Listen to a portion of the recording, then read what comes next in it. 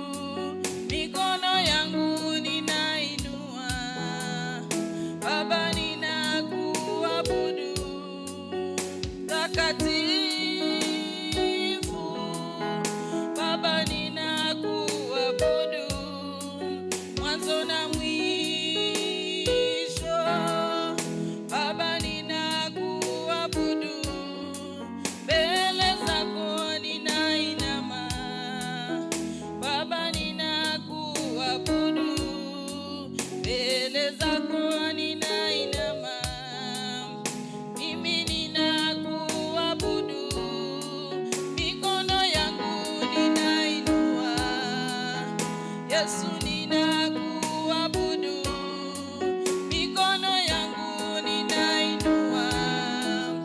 Baba ninakuabudu, mtakatifu.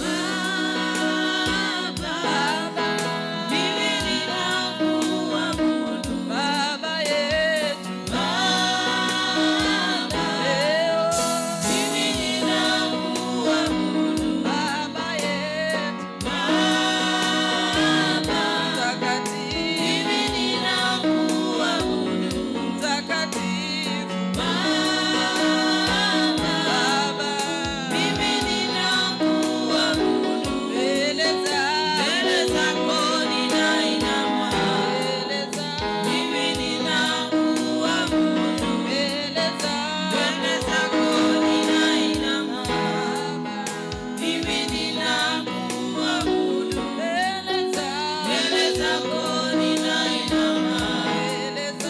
Mimi ninakuabudu.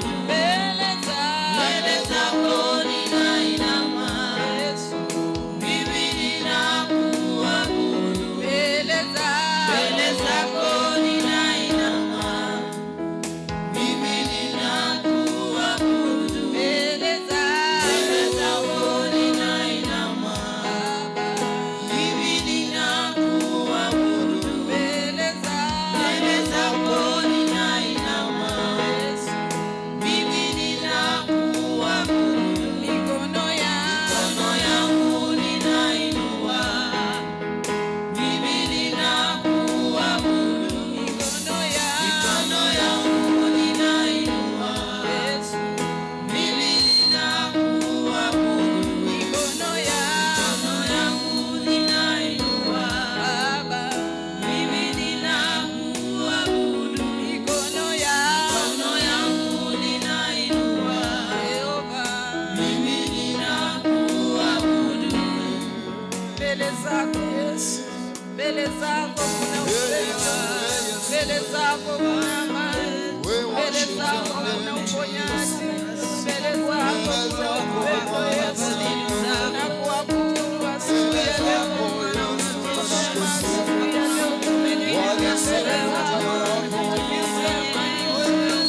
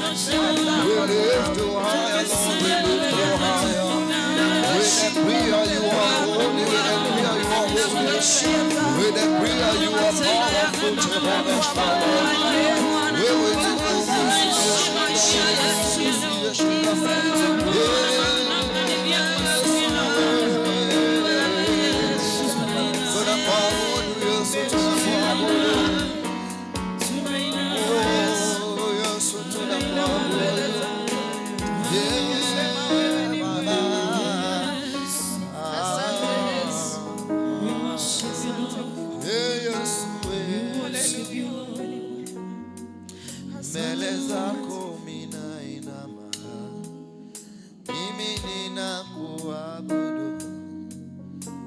Oh, hallelujah, Baba. We worship you, Lord. Glorify your name, Jesus. Hallelujah.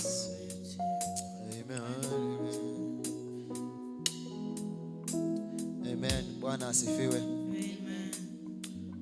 Ningependa tunavyoendelea kusimama hivyo, we read one verse from the book of Romans chapter number 6 and the verse number 23. It's a verse that we know. The Bible says, "For the wages of sin is death, but the gift of God is eternal life through Jesus Christ our Lord." Wacha nirudie. Biblia inasema kwamba for the wages of sin is death, but the gift of God is eternal life through Christ Jesus our Lord. Bwana Yesu asifiwe. Paulo anaambia kanisa ya Warumi kuwa siku zote mshahara wa dhambi ni mauti. Siku zote mshahara wa dhambi ni mauti. Lakini kipawa cha Mungu kwa wanadamu, ama kipawa, the gift of God to men, ni uzima wa milele. That is what God can give unto us. And this eternal life is in Christ Jesus our Lord. Bwana asifiwe. Na tuko katika msimu wa kuzaliwa kwa Yesu Kristo, ambaye alitolewa kuwa ondoleo la dhambi zetu, the removal of our sins. So this morning as we are praying, ningependa tuombe jambo moja. Biblia imesema kuwa mshahara wa dhambi ni mauti, na tunaweza tukaangamia kabisa katika dhambi. Ila tena Biblia imetupa tumaini jingine. Neno limesema kuwa bali kipawa cha Mungu ni uzima wa milele. The gift of God is eternal life, which is found in Christ Jesus. So ningependa asubuhi ya leo tunapoomba kwa dakika chache tu tuombe kwamba Mungu, neno lako limesema kwamba thawabu ama zawadi ambayo unayotupa sisi kama wanadamu ni uzima wa milele ambao unapatikana katika Yesu. Na tunaamini ya kwamba msimu huu ni msimu wa Christmas, tunapoenda kusherehekea kuzaliwa kwa Yesu Kristo, ambaye atakuja ambaye ni anaondoa dhambi zetu. Tuombe kwa anapozaliwa pia nasi tupate nafasi katika wale ambao watasamehewa, katika wale ambao dhambi zao zitaondolewa kupitia kwake ambaye atazaliwa. Tuambie Mungu atupe neema, tukafanye nafasi asubuhi ya leo ili atakapozaliwa muondoaji ama anayeondoa dhambi za wanadamu akatusaidie. So kwa maneno yako na arigusabanga chida ekaibiri isatoiga otebyo monene Nyasaye ngambu ya mono asingi nchuringa nalia uli atebire inga engeria yibibe na makweri na intundu tagetigusira, for we are your children, O King of glory. Omotebi Nyasaye ko neema na ayo yokonyora libaga lyoko iburu wa Kristo Yesu oyo korusie bibe bya mwanya bantu erindanya ari guturusire bibe byaitu atoche na atokore to baba na bayimambi yabono, kwa kuwa sisi wote tunatamanio la kuingia katika ufalme wa mbinguni. Tunatamanio la kuitwa wana wa Mungu. Tunatamani kuwa katika ufalme ujao. Tunatamani kuitwa wana. Bwana, asubuhi ya leo tunalishukuru jina lako. Asante kwa sababu ya neno hili tumelisoma. Mtumishi wako Paulo Bwana anawaambia kanisa ya Warumi kuwa mshahara wa dhambi ni mauti, na hakika Bwana hivyo ndivyo ilivyo, kwa kuwa neno lako Bwana linapoandikwa sio neno tu, bali linamaanisha ni hakika, ni ukweli kuwa mshahara wa mauti Jehova ni mshahara wa dhambi ni mauti. Ila Bwana, asubuhi ya leo neno lako limesema kuwa thawabu yako kwa mwanadamu ni uzima wa milele unaopatikana ndani ya Kristo Yesu, ambaye Bwana tunatarajia yeye azaliwe hata wiki hii. Jehova, tunapokuwa mahali hapa asubuhi ya leo, tunaomba kwamba tukapate nafasi, tukapate neema ili azaliwe ndani yetu, yeye anayeondoa dhambi za wanadamu, katika jina la Yesu Kristo.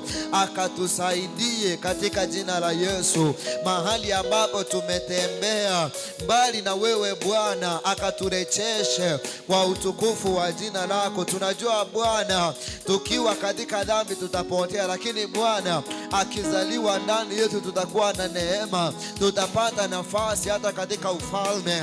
Tunaomba asubuhi ya leo so that Lord We are praying that God, may you give us this gift of eternal life. In the name of Jesus Christ, it's our prayer this morning that Lord Almighty, to give us this gift. Bwana ukatupe thawabu hii iliyo ndani ya Kristo Yesu. Tunamwamini kama Mwokozi. Somebody, if you believe him as your Savior, lift up your voice, raise your voice up before him. Mwambie na kuamini kama Mwokozi wa maisha yangu, na kuamini kama muumba wangu, na kuamini kama Mwokozi wangu, katika jina la Yesu. Bwana tunakusifu asubuhi ya leo. Bwana tunakuhimidi asubuhi ya leo. Mwaka umekuwa mrefu Jehova, tumetembea huku na kule Jehova, pengine Bwana tumekosa mbele zako, tumefanya yale Bwana haukuwa unatarajia sisi kama binadamu tuyafanye, ila Bwana asubuhi ya leo tuko mahali hapa Jehova, tumetembea katika njia ambazo haukuwa unatarajia tutembee. Your word, oh Lord, this morning has reminded us that the wages of sin is death. Jehova, tunakuja kwako asubuhi ya leo, tunakuita mfalme ukatuokoe. In the name of Jesus Christ, give us another opportunity, God, even as we are approaching the path of Jesus Christ our Lord, as we are going to celebrate, oh God, we pray that Jehova akapate nafasi katika maisha yetu, akatubadilishe, akabadilishe mienendo yetu, akabadilishe njia zetu, akabadilishe na mioyo yetu. Sisikii mtu akiomba akabadilishe kila kitu katika maisha yetu. In the name of Jesus Christ, oh Lord, we admire that He will be born in our hearts. Oh Lord, we admire that He will be born in our lives. Unto us, oh Lord, a son has been given this morning. We pray Bwana akazaliwe ndani yetu, akabadilishe maisha yetu katika jina la Yesu. Bwana tunaomba tukapate nafasi in the name of Jesus. In the name of Jesus, Lord, we worship you. Lord, we glorify you. Lord, we glorify you. In the name of Jesus, tukapate neema mara tena Jehova, tukapate kibali machoni pako tena, tukapate kuanza upya kwako. Bwana, usituache tukaangamie. Wewe ni Mungu wa rehema, wewe ni Mungu wa rehema Bwana, wewe ni mwingi wa rehema Jehova. And we worship you this morning, and we glorify you this morning, and we adore you Jehovah. We give you all the adoration. We worship you, Lord. We adore you, King of glory. In the name of Jesus Christ our Lord, in the name of Jesus Christ our Lord, we adore you, Lord, we adore you. Receive all the glory, everlasting Father. Receive all the glory, Jehovah. You are mighty, you are mighty, you are mighty, you are mighty. Hallelujah. We worship you.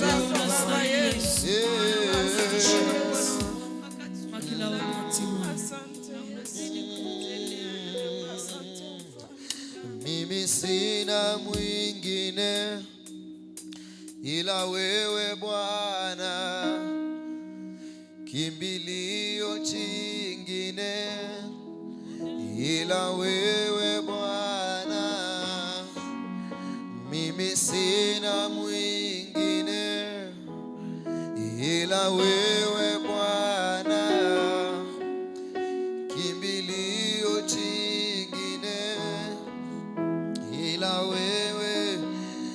Mimi sina mwingine ila wewe Bwana, kimbilio chingine ila wewe Bwana.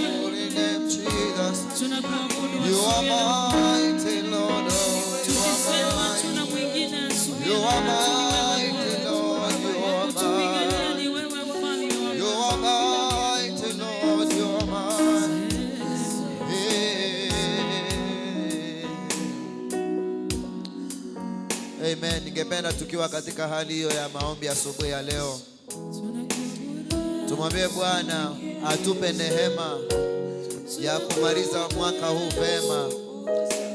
Tunaweza kuwa mahali hapa asubuhi ya leo, kesho tusiwe.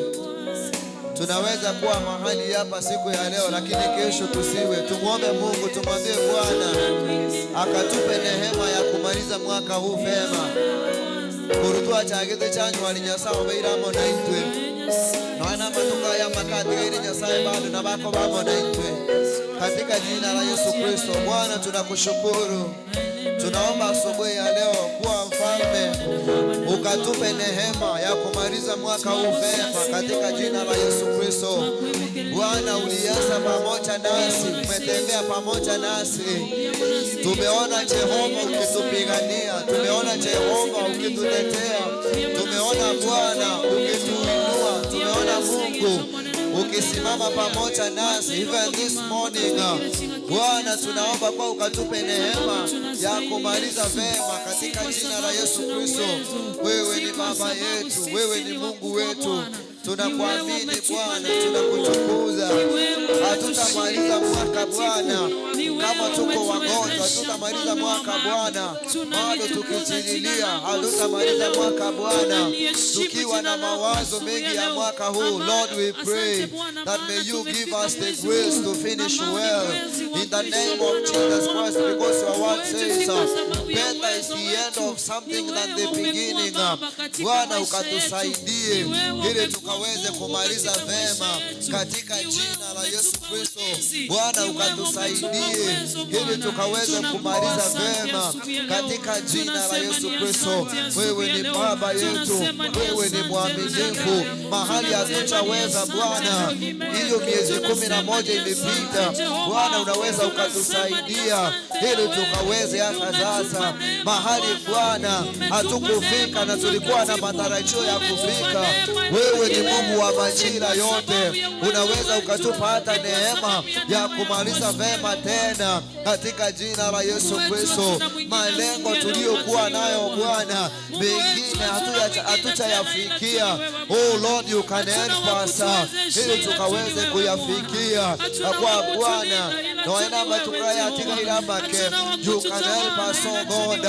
Unaweza kutusaidia, unaweza kutembea nasi, unaweza kutupa neema ili tukaweze kumaliza vema katika jina la Yesu Kristo. Bwana, na waombea wanao walio mahali hapa asubuhi ya leo, kwa ukawape neema Jehova, wamalize mwaka huu vema katika jina la Yesu Kristo. Mipango yote ya shaitani juu ya maisha yetu, mipango yote ya muovu kinyume na maisha yetu, as we are approaching the end of the year Lord, tunakataa mipango hiyo in the name of Jesus Christ our Lord.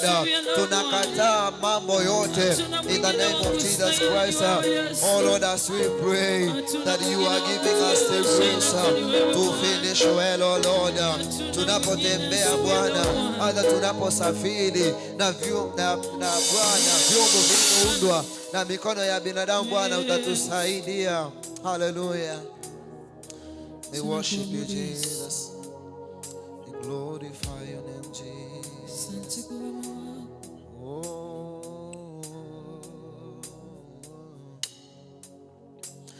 Umejawa na rehema na neema tele, umejawa na rehema na neema tele, umejawa na rehema na neema tele, umejawa na rehema na neema.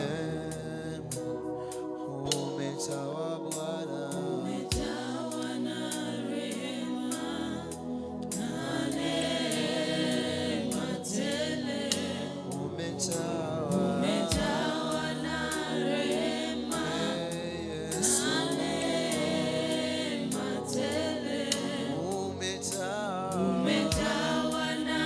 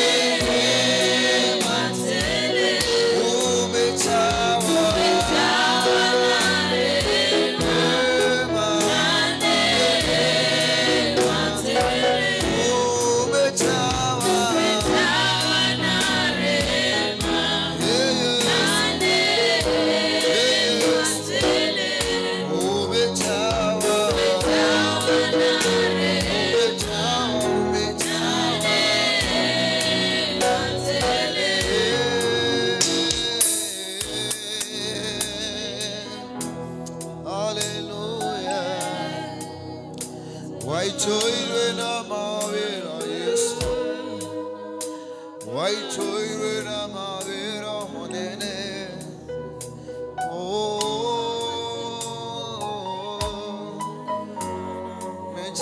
Umejawa na rehema, umejawa na neema Bwana.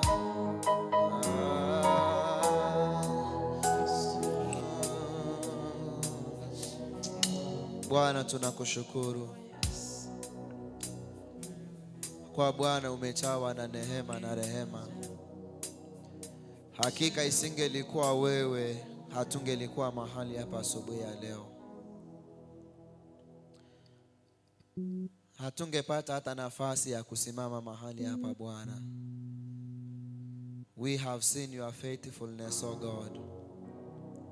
Bwana, tumeona uaminifu wako. Hakika Bwana, tunaweza kiri kwa vinywa vyetu tuseme kwa Bwana, rehema zako Bwana na neema yako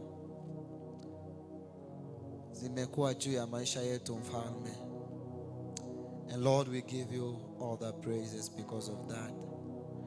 Na Bwana, tunakupa sifa kwa ajili ya hali. Pokea sifa, pokea heshima, kwa kuwa wewe ni Mungu mtakatifu. Hakuna kama wewe Bwana. Wewe ni Mungu usiyeshindwa.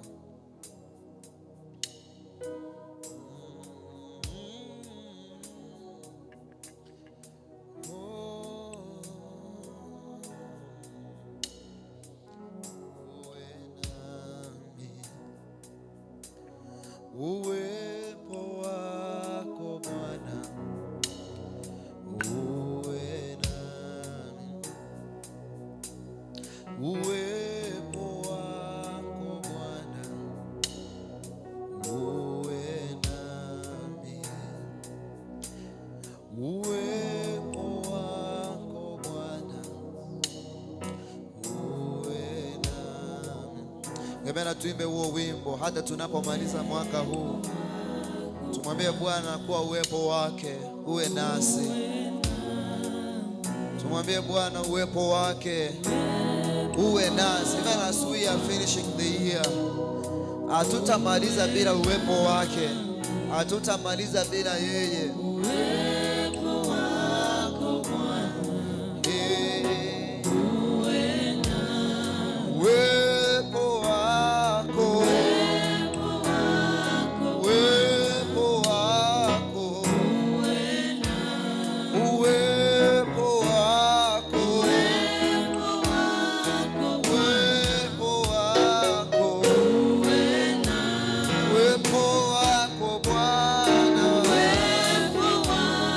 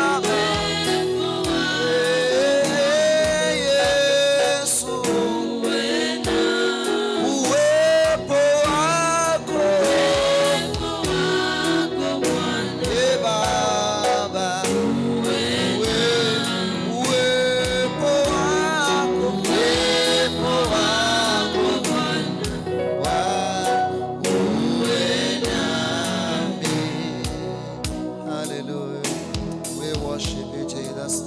We glorify your name. We adore you, Jehovah. You are mighty. You are mighty.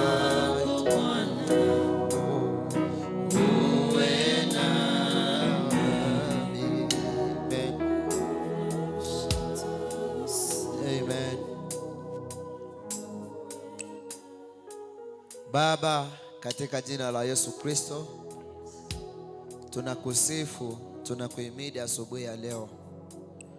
Asante kwa sababu ya neema na rehema zako Bwana. Asante kwa sababu ya msamaha wa dhambi zetu Jehova. Asante kwa sababu ya nafasi nyingine uweponi mwako Bwana. Tunakushukuru, tunakuinua Jehova. Asante kwa sababu ya kila mmoja aliye mahali hapa siku ya leo. Sisi zote Bwana ni kazi ya mikono yako. And as we have gathered here Lord, tunaomba kwamba Bwana mbingu zikatukubali, tukapate kibali machoni mwako Mungu. Chochote tunachokifanya mahali hapa siku ya leo Bwana kikakubalike kwako. Asante kwa sababu umekuwa nasi tangu asubuhi tulipoingia mahali hapa. Hata sasa Bwana tunaweza sema kuwa wewe ni Ebeneza. Siku Bwana iko na mambo mengi tumechikabidhi mikononi mwako. Tunaomba kuwa Bwana ukatusaidie. Even as we are preparing ourselves for our evaluation Lord, how do I pray that Lord utuongoze katika jina la Yesu Kristo. Na kushukuru kwa sababu ya fellowship zetu zote, na kushukuru kwa sababu ya members wetu wote wa fellowships, na kushukuru kwa sababu ya apostles wetu Bwana. As we are preparing ourselves kwa sababu ya evaluation Bwana, naomba kwamba uwe nasi tunapoanza siku hii Bwana mpaka tutakapoimaliza. Tunaomba kuwa Bwana uwepo wako uwe nasi. Pokea sifa, heshima na utukufu, kwa kuwa hakuna aliye kama wewe, katika jina la Baba na Mwana na la Roho Mtakatifu. Na mtu wa Mungu aseme amen. Tunaweza weka mikono yetu pamoja tukamshangilie Bwana kwa shangwe, vivicho na ndelemo. Hallelujah! Amen, amen, amen. Tunamsifu Bwana. So ningependa kualika praise and worship mutuendeleze katika ibada tunapojipanga kwa ajili ya evaluation, na wale ambao tumepepa sadaka zetu tunaweza tukatoa na Mungu akatubariki. God bless you so much.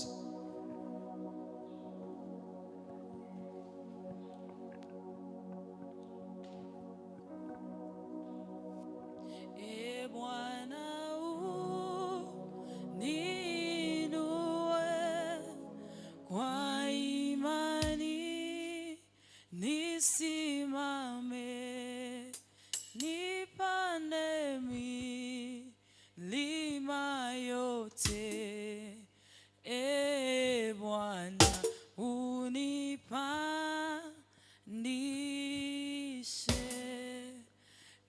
Bwana uninue kwa imani. Nisimame, nipande milima yote. Bwana unipandishe. Mbele ninaendelea, ninazidi kutembea. Maombi yasikie. Bwana unipandishe.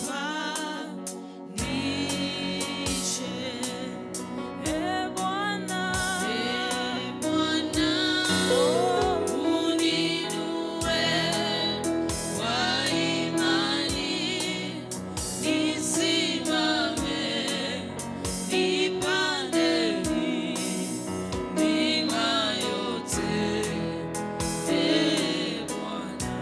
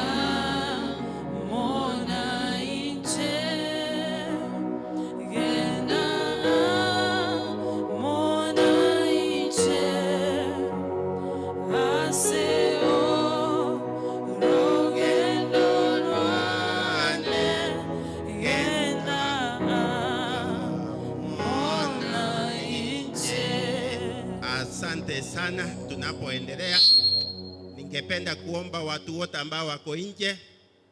Practice tumemaliza.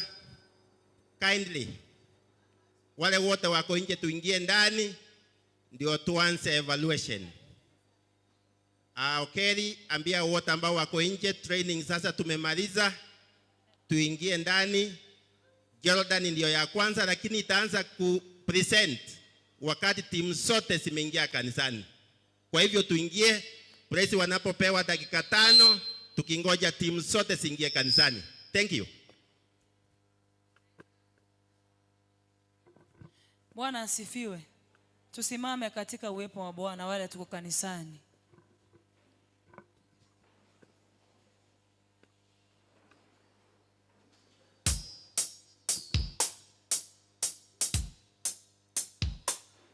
Hallelujah. Yesu naye omosani naende obogima aseo rogendo rwane genda mona iche omonene genda mona iche genda mona iche aseo rogendo rwane genda mona iche omonene genda mona iche genda mona iche aseo rogendo rwane genda mona iche. Ni wewe Bwana, ni wewe Bwana, ni wewe Bwana, ni wewe Bwana, nasema ni wewe Bwana, ni wewe Bwana, ni wewe Bwana, ni wewe nasema ni wewe umetukuka, ni wewe Bwana, ni wewe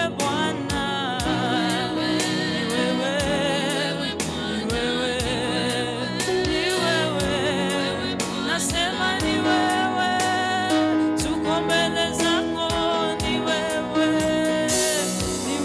Bwana, ni wewe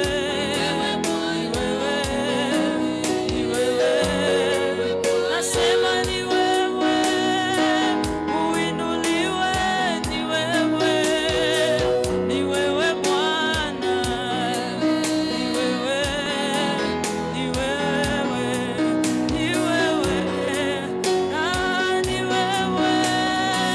twakuabudu, ni wewe Bwana, ni wewe Bwana,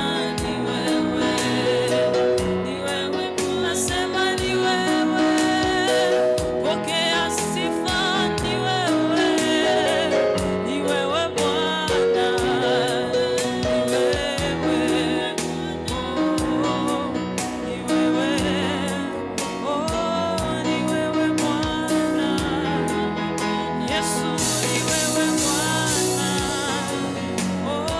ni wewe Bwana, Baba ni wewe, ni wewe Bwana, Yawe ni wewe Bwana, tunakuinua Bwana, twakuabudu Bwana. Hallelujah. Bwana Yesu asifiwe. Tuko karibu kuanza. Tutaanza na maombi, but before that ningependa all apostles wakuwe ndani ya nyumba. Apostles wa Jordan wakiongoza timu ambayo iko kwa mlango. apostles wa Bethel sijawaona. Apostle Bethel, Makariga pamoja na Isabella Nyakundi, kindly tuingie ndani. Nimeambiwa nyinyi ndio umeweka members wenu nje. Apostles wa Jerusalem West hawako ndani ya nyumba. Kindly apostles wote waingie ndani. Najua mkiingia ndani members wenu watakuwa ndani. Apostles wa Mount Carmel sijawaona ndani. Kindly all apostles waingie ndani na members wao. Bethlehem, I'm happy naona apostles wao wako ndani. Macedonia West sijawaona ndani. Wherever you are, kindly Macedonia West, Ogero and Jason Bosire, ingia ndani na timu zenu wote. Jerusalem East sijaona Okari, sijaona Apostle Monica, tuingie ndani kindly. Training imeisha. Macedonia East, Chavet pamoja na Lilian, tuingie ndani na timu zetu. Zion sijaona Moranga, sijaona Mbaka. Wherever you are, kindly tuingie ndani. And finally Goshen, apostles pamoja na teams, kindly tuingie. Timu ya kwanza iko tayari lakini watu wako nje. So praise mutapewa dakika zingine 2-3 nikingoja apostles waingie na timu zao. Kindly tuendelee.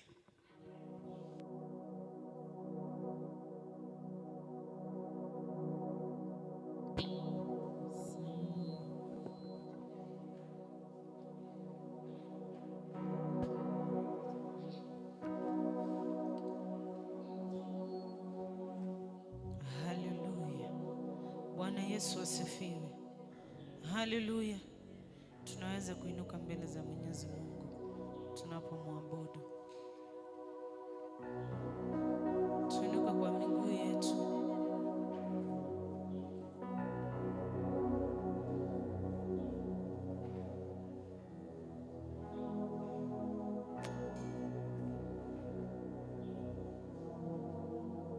Haleluya.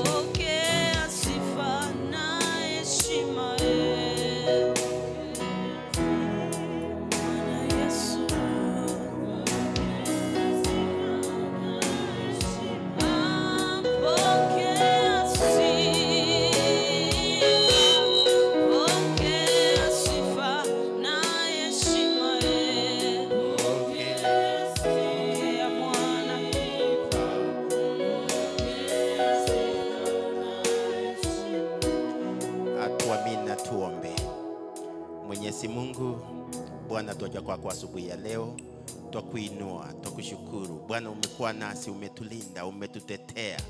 Na siku ya leo Bwana umetuleta katika nyumba yako. Bwana tunanyenyekea mbele zako tukisema ni asante.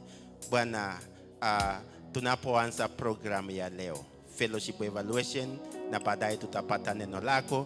Bwana tunaomba uwe nasi, utuongoze kutoka mwanzo mpaka mwisho. Bwana tukimaliza tutakuinua, tutakushukuru. Bariki wazee, bariki wa mama, bariki vijana pamoja na watoto, wageni ambao wameingia kanisa yetu siku ya leo. Bwana tuwaacha mikononi mwako. Tunaomba Bwana uwe nasi kutoka mwanzo hadi mwisho. Ni kwa Yesu tunaomba na atakuamini. Amen. Amen. Asante sana kwa kufika katika nyumba ya Bwana. Leo ni siku ya kipekee. This is the day that the Lord has made and we need to rejoice to the Lord.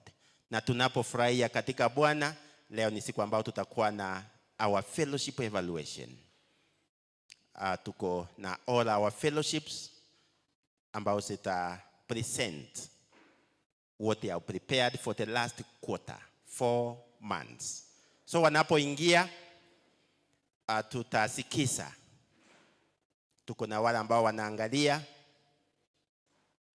but kutoka kwetu kama members tutasikiza vizuri, tusiweke kelele. Wakiingia watakuwa na memory verse, wataulizwa maswali, watakuwa na wimbo, then watatoa sadaka na watatoa zawadi ya Krismasi.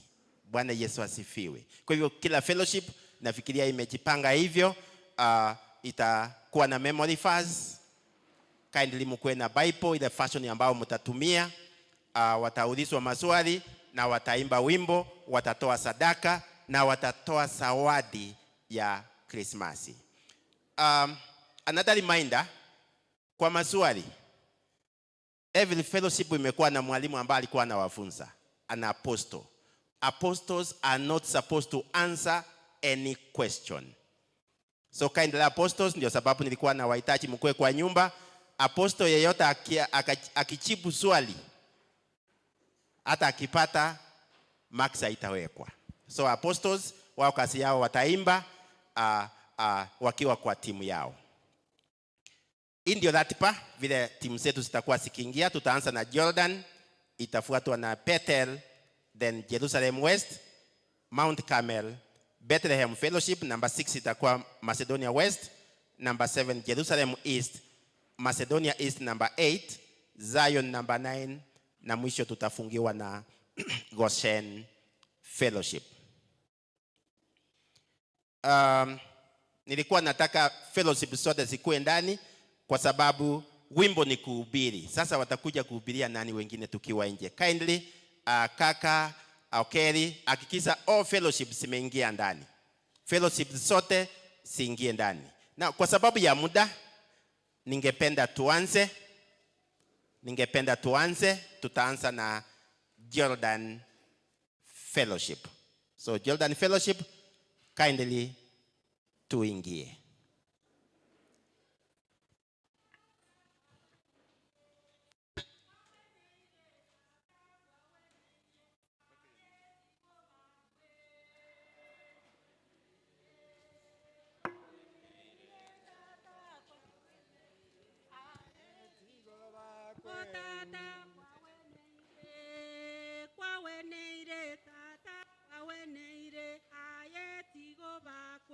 Tata kwa weneire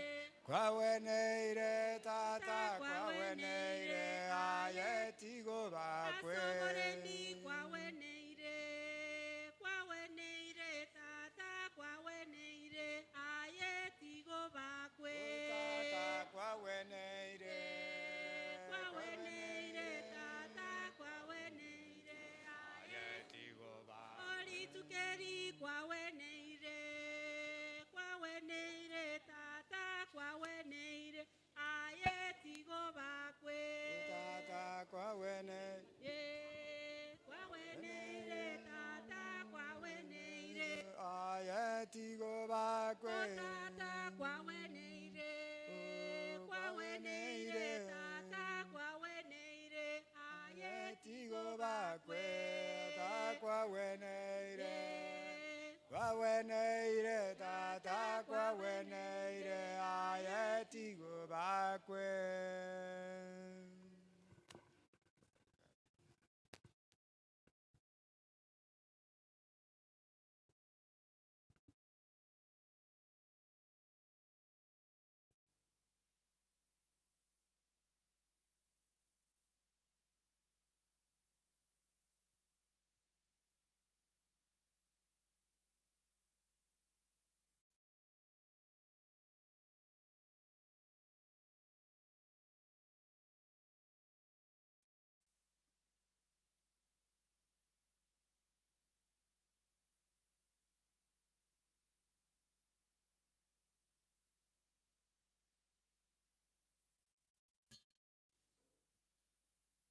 Yesu asifiwe. Yesu asifiwe. Muyamura somo nene. Na itumbu ya 3. Tunaenda kwa maswali. Yes.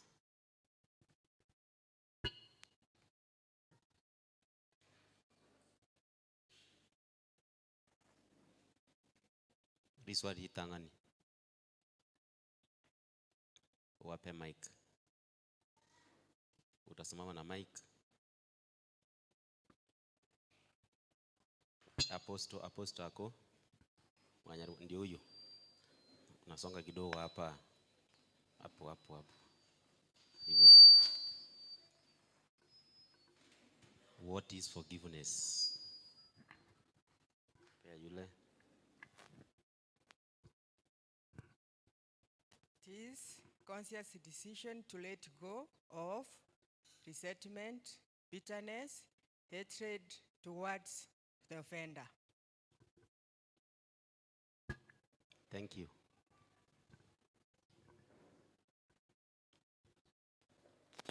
Swali lingine.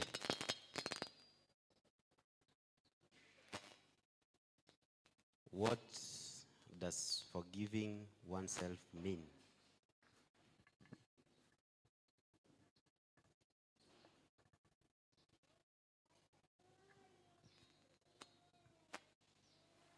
What does forgiving oneself mean?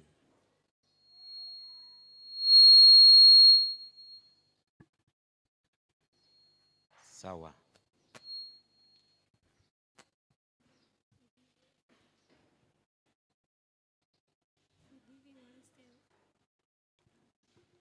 Atukusikii. Forgiving oneself means confessing your sins. Sikupati.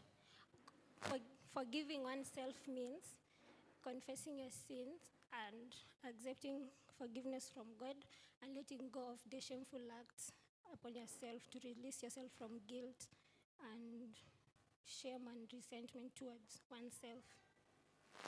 Sawa. The last question. What two parts are in the command found in Matthew chapter 6 verse 14 to 17? Two parts. Yes.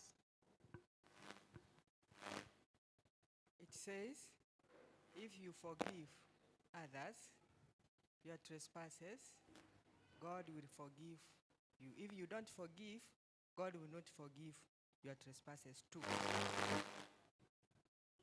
It's okay. The last question. State one reason why Christians should forgive one another. Because it is a command from God. Thank you.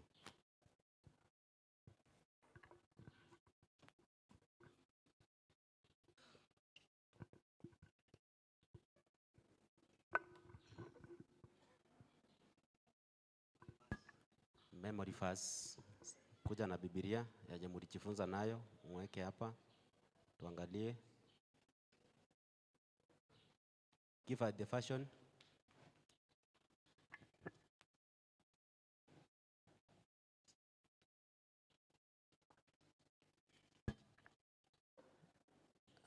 Praise God. Mwenye ako na good news atusaidie. Biblia ya good news. Please, good news.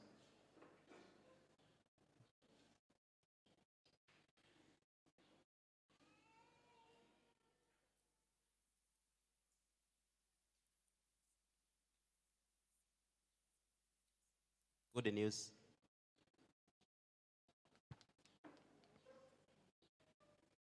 Hakuna. You will recite. But itakuwa ya mwisho. You will sing as we wait for the good news. Ndio tuangalie. Sawa, isiye.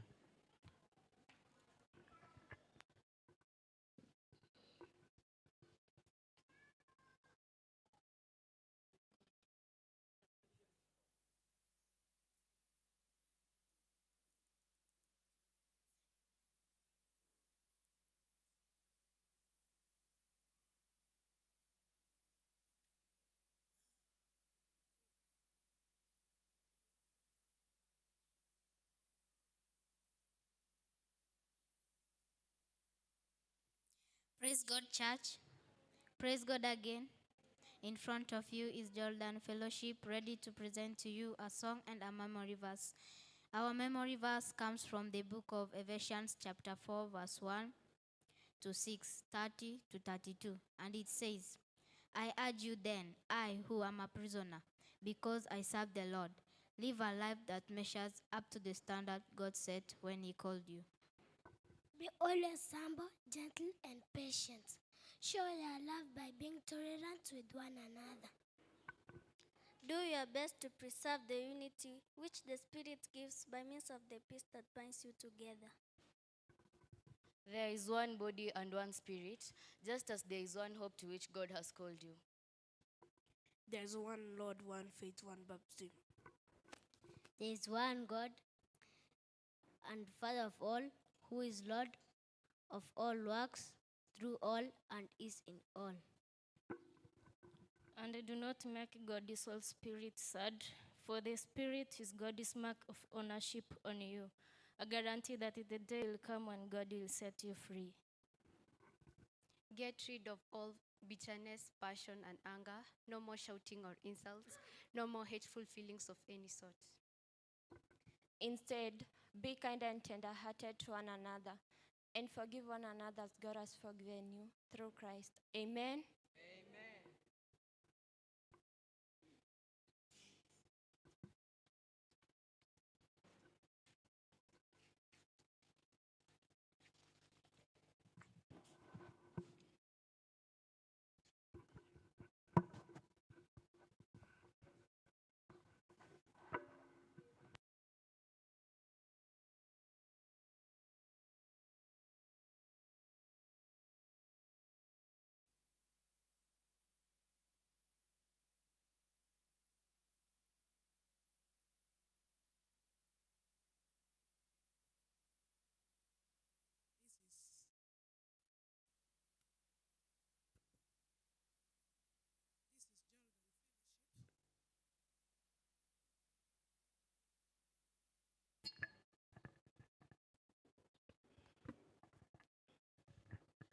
It is Jordan Fellowship presenting a song on forgiveness. The choir leader is Mrs. Asuma Trusilla, and she is the composer of the song. You're welcome.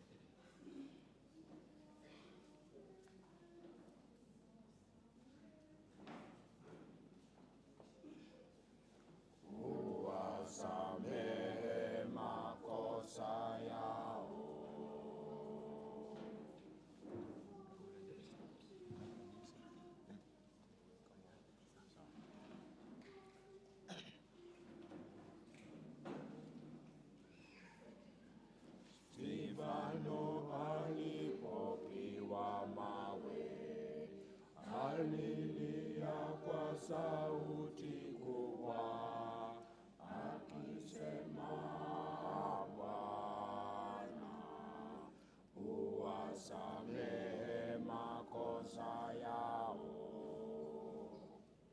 Stefano alipopiwa mawe alilia kwa sauti kubwa akisema, Bwana uwasamehe makosa yao. Utusamehe makosa yetu kama tunavyowasamehe, usitutie majaribuni, utuokoe toka dhambini. Utusamehe makosa yetu kama tunavyowasamehe, usitutie majaribuni, utuokoe toka dhambini. Msamehe watu makosa yao, Baba yenu atawasamehe. Lakini usipowasamehe, Baba yenu atawasamehe. Kisamehe watu makosa yao, Baba yenu atawasamehe. Lakini musipowasamehe, Baba yenu atawasamehe. Utusamehe makosa yetu kama tunavyowasamehe, usitutie majaribuni, utuokoe toka dhambini. Utusamehe makosa yetu kama tunavyowasamehe, usitutie majaribuni, utuokoe toka dhambini. Nitaweka sheria mioyoni na kuziandika nia zao, nishatasema na dhambi zao, sitakumbuka hata milele.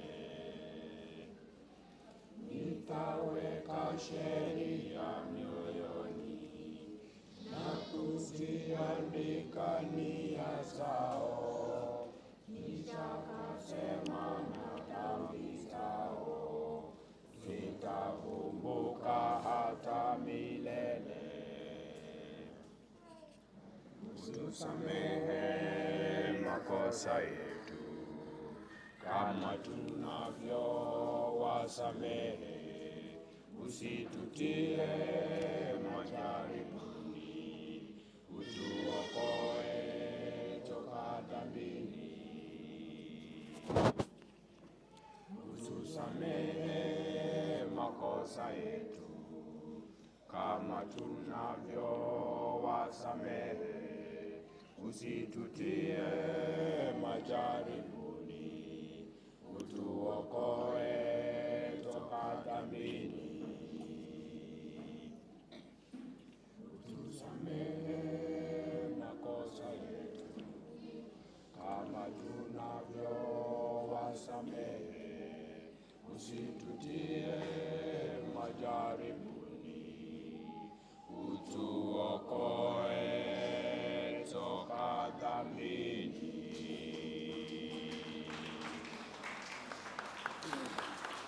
Asante sana Jordan Fellowship. Tutatoa sadaka zetu na zawadi ya Christmas ikiwa tuko nayo tukitoka. Next Petri wanapoendelea kujipanga, nimeambiwa Jerusalem West wako tayari. Jerusalem West ndio wanaingia Jerusalem West.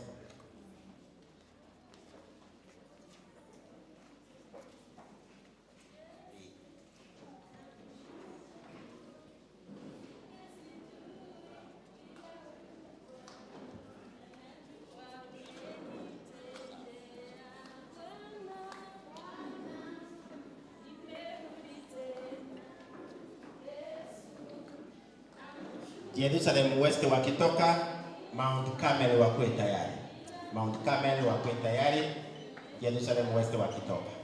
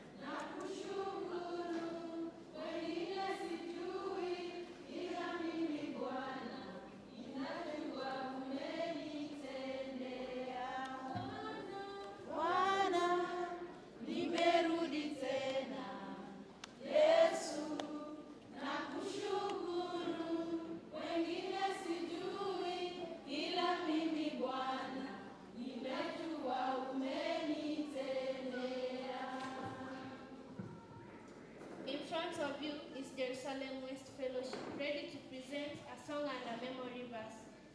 Welcome.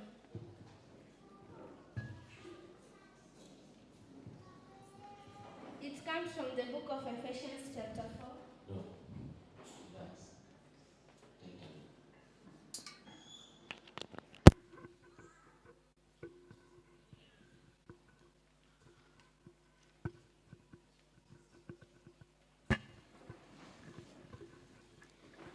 Yesu asifiwe. Mko sawa? Nifanyie hivi. Rusia mbeonda. Relax. Tuanze na maswali. Mwenye alikuwa anawafunza asonge. Kama ako hapo. Yes. Thank you, ma'am. I can see you. Haya. Question number 1. State 2 characteristics of God's forgiveness.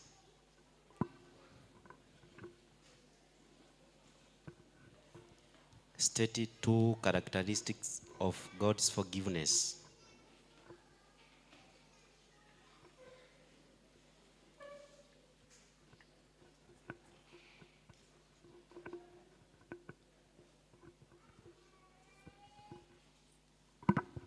Is abundant.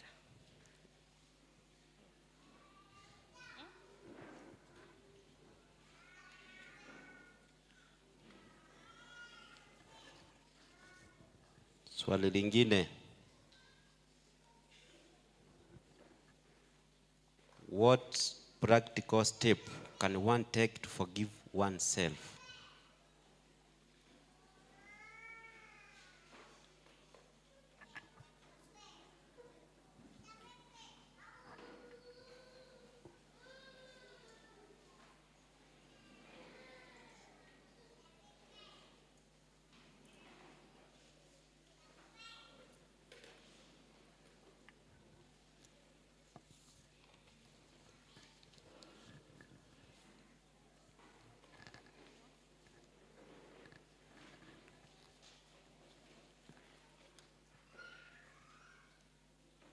Haya.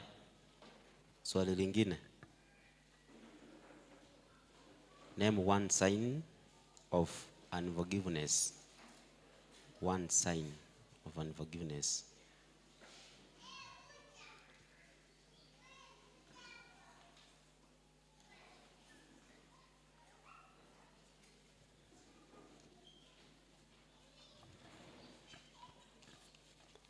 Swali la mwisho. What is forgiveness?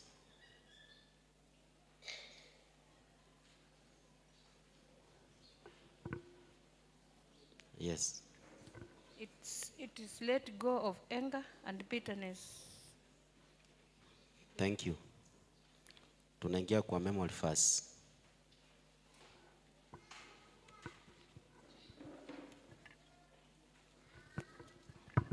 Praise God, church. Praise God again. Our memory verse comes from the book of Ephesians chapter 4, verse 1 to 6, 30 to 32. And it says, I urge you then, I who am a prisoner because I serve the Lord, live a life that measures up to the standards God set when he called you. Be always humble, gentle, and patient. Show your love by being tolerant with one another. Do your best to preserve the unity which the Spirit gives by means of the peace that binds you together. There is one body and one Spirit, just as there is one hope to which God has called you. There is one Lord, one faith, one baptism. There is one God and Father of all, who is Lord of all works, through all and is in all. And do not make God's Holy Spirit sad, because the Spirit is God's mark of ownership on you. A guarantee that and do not make the Holy Spirit of God sad, because the Spirit is God's mark of ownership on you. A guarantee that God will set you free. Get rid of all bitterness, purity. Amen.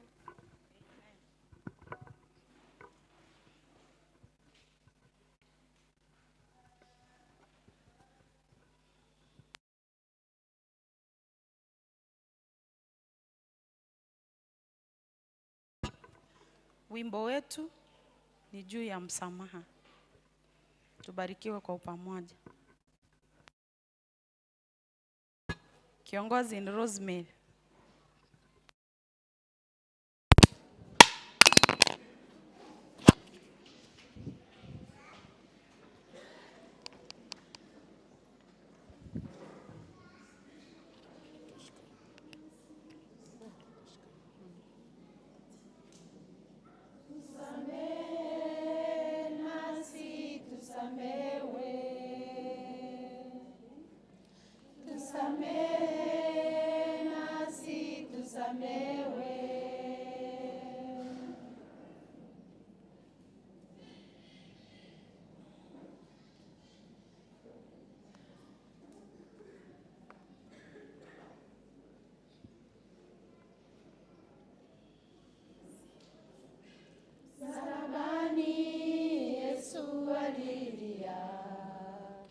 Akasema imekwisha.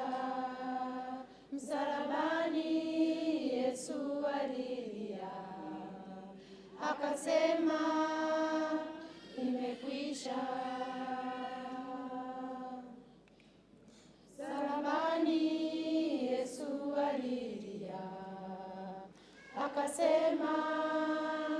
imekwisha.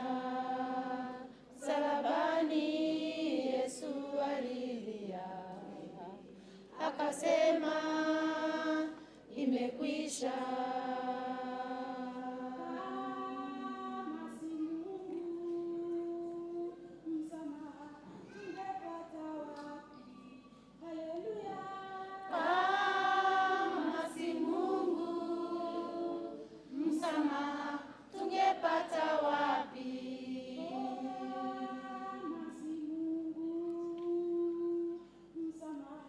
Tungepata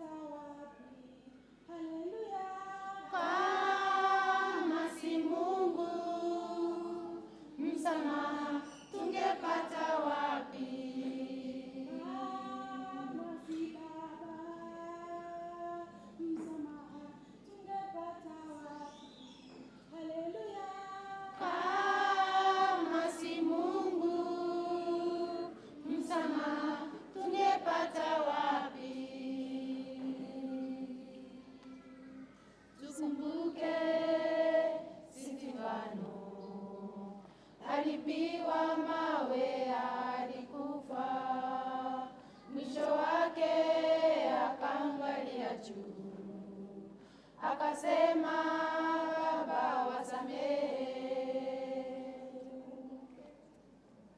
Tukumbuke Stefano, alipiwa mawe hadi kufa, mwisho wake akaangalia juu, akasema, Baba wasamehe.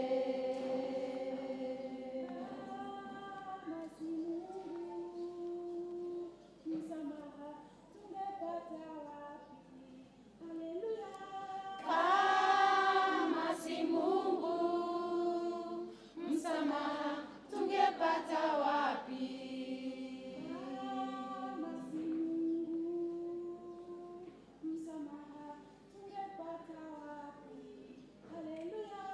Kama si Mungu, msamaha tungepata wapi?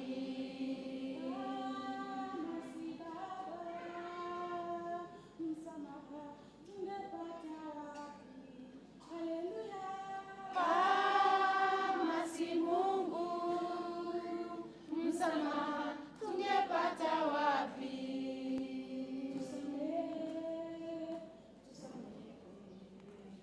Tusamehe nasi tusamewe. Tusamehe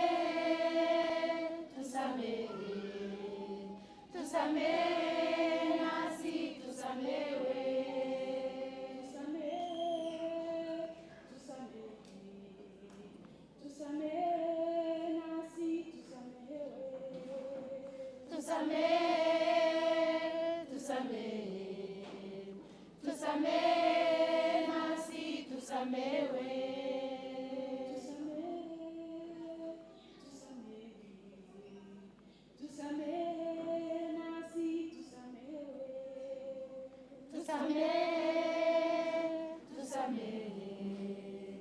Tusamehe nasi tusamewe.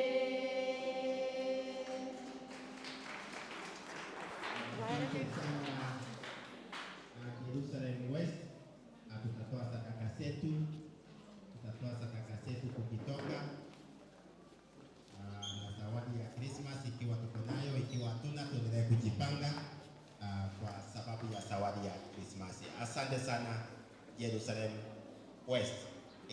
Inayoingia ni Mount Carmel. Mount Carmel tuingie.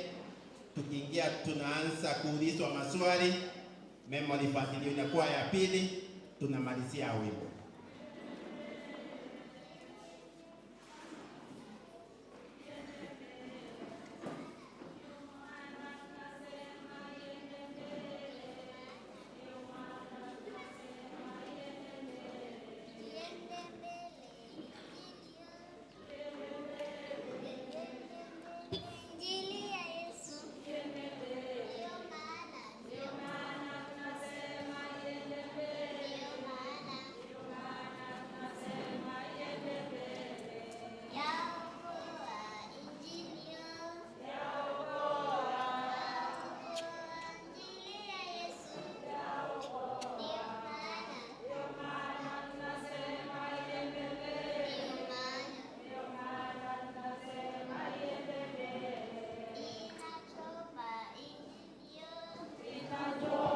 Inachoma Injili ya Yesu, ndiyo maana tunasema iende mbele, ndiyo maana tunasema iende mbele. Yabariki Injili yo, yabariki.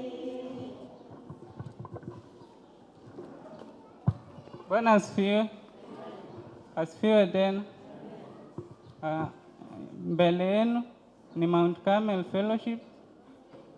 Tuko tayari kuhubiri Injili katika kuimba wimbo na kutoa memory verse. Mbarikiwe.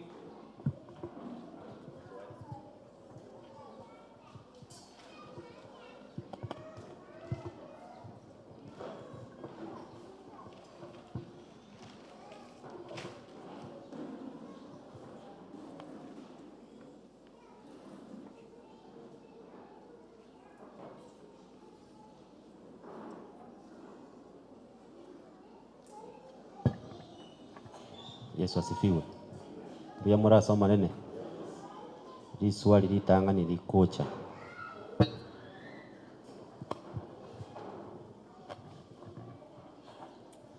Study 3 effects of unforgiveness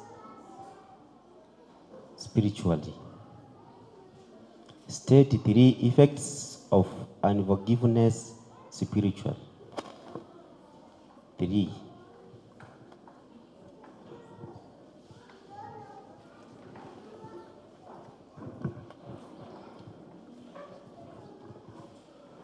The first one is Yes.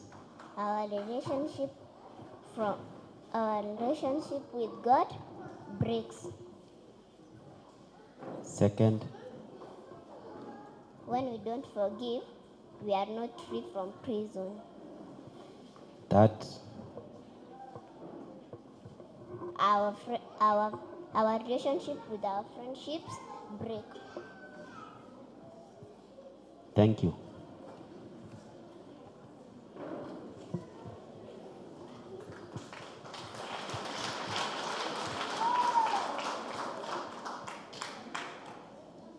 Swali lingine na ni la mwisho.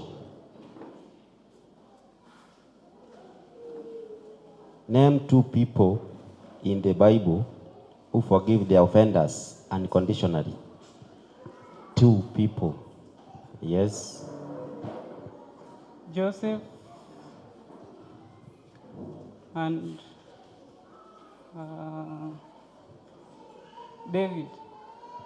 Thank you. Memory verse. So the memory verse comes from the book of Ephesians chapter 4, verse 1 to verse 6 and verses 30 to 32. It says, I therefore, a prisoner for the Lord, beg you to lead a life worthy of the calling to which you have been called, with all lowliness and meekness, with patience, forbearing one another in love, eager to maintain the unity of the Spirit in the bond of peace. There is one body and one Spirit, just as you are called to the one hope that belongs to your call. One Lord, one faith, one baptism, one God and Father of us all, who is above all, and through all, and in all. Verse 30 to 32. And do not grieve the Holy Spirit of God, in whom you are sealed for the day of redemption.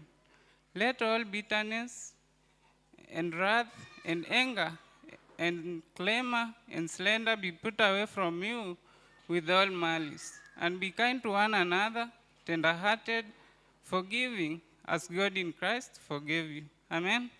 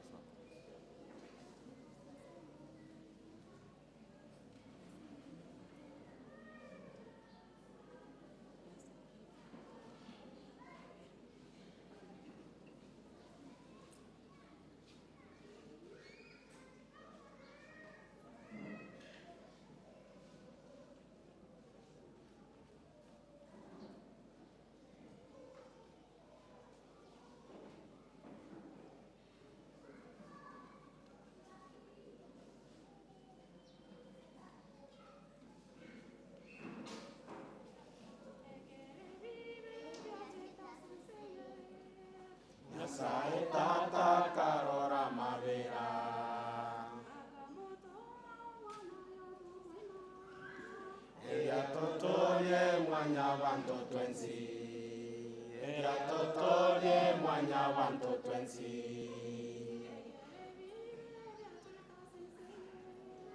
Nyasaye tata karora mavera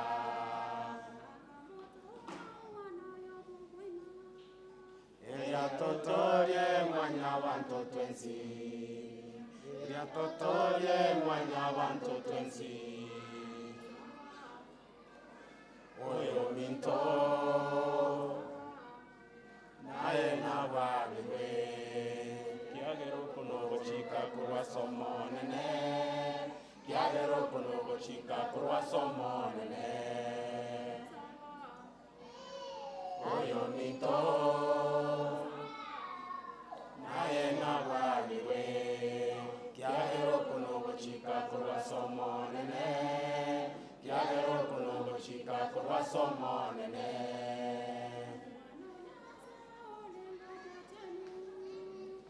Avalirwe bibe bya mwanya banto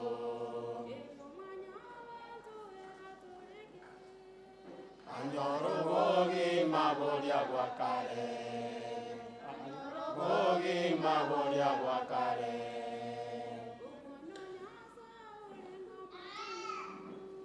Akavalirwe bibe bya mwanya banto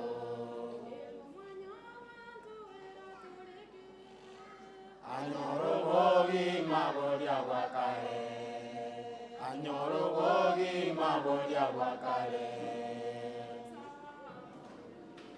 Oyo minto naye nabaliwe Kuno chika kurwa somo nene Kiagero kuno chika kurwa somo nene Oyo minto naye nabaliwe kiagero kuno chika kurwa somo nene kiagero kuno chika kurwa somo nene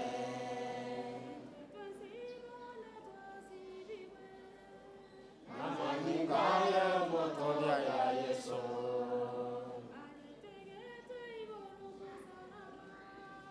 Naraya yato yere ogima Naroa yato nyore ogima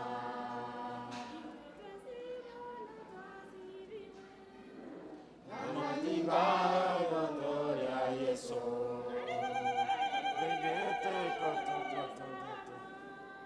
Naroa yato nyore ogima Naroa yato nyore ogima Oyo minto naye nabaliwe kuno chika kurwa somo nene yagero kuno chika kurwa somo nene Oyo minto naye nabaliwe yagero kuno chika kurwa somo nene Yagero kuno chika kurwa somo nene Oyo minto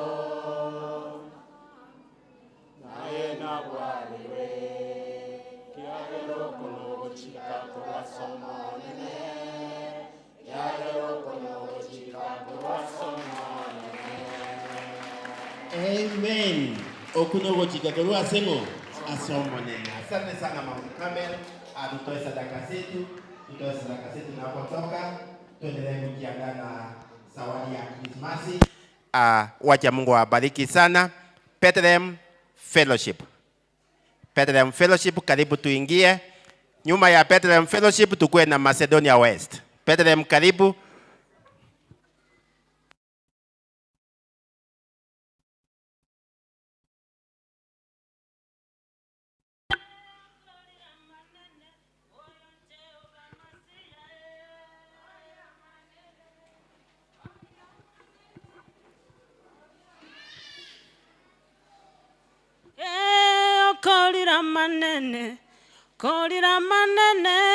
Kolira manene, oyo Jehova Masia. Kolira manene. Otolira bakonywa, otolira bakwenga okolira manene oyo Jehova Masiya.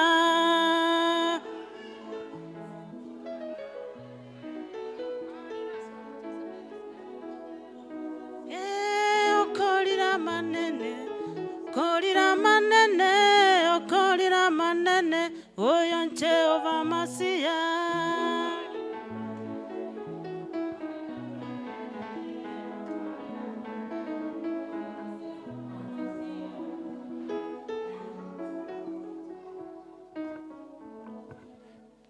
Praise Lord, church. Praise Lord once more. Before you is Bethlehem Fellowship, ready to present to you a song and a memory verse. Our memory verse comes from the book of Ephesians chapter 1 verse 6, then 30 to 32.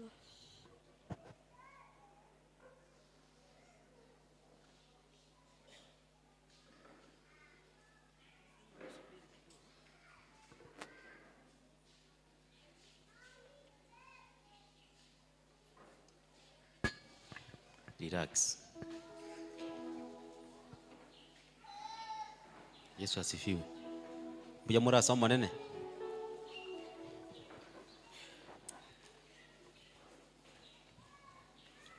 Riswari ritangani.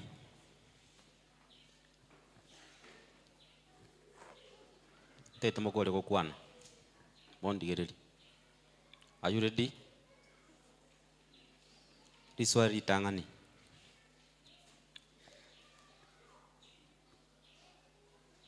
Why should the people forgive themselves? 2 reasons. Ebinto bibere. Why should the people forgive themselves?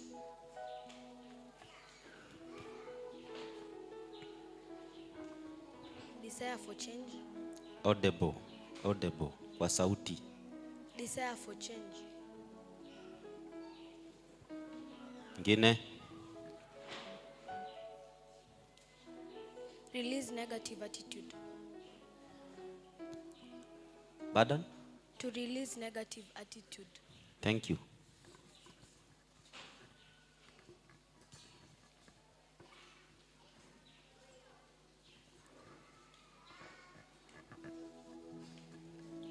Swali lingine na ni la mwisho.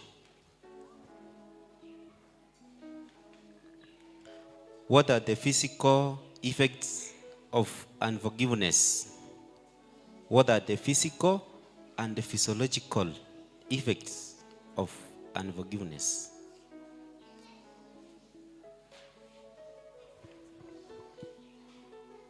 Yes, at least 3. Depression. Kelele iko juu. Yes, 1. Depression. Poor sleep.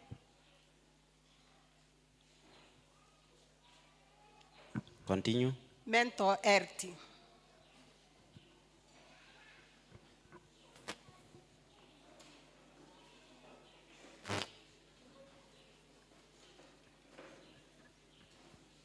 Mubearutie.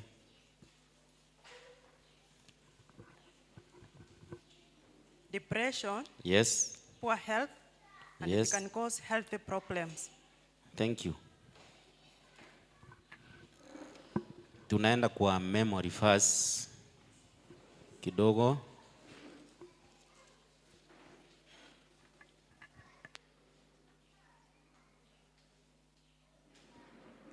Praise Lord, church. Praise the Lord once more. Before you is Bethlehem Fellowship, ready to present to you a song and a memory verse. Our memory verse comes from the book of Ephesians chapter 4 verse 1 to 6, then 30 to 32.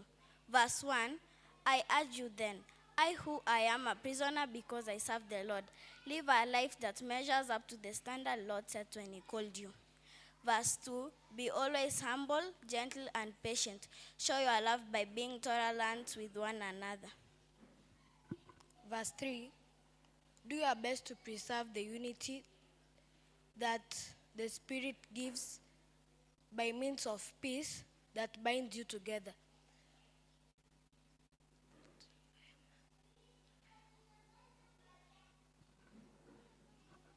verse 4.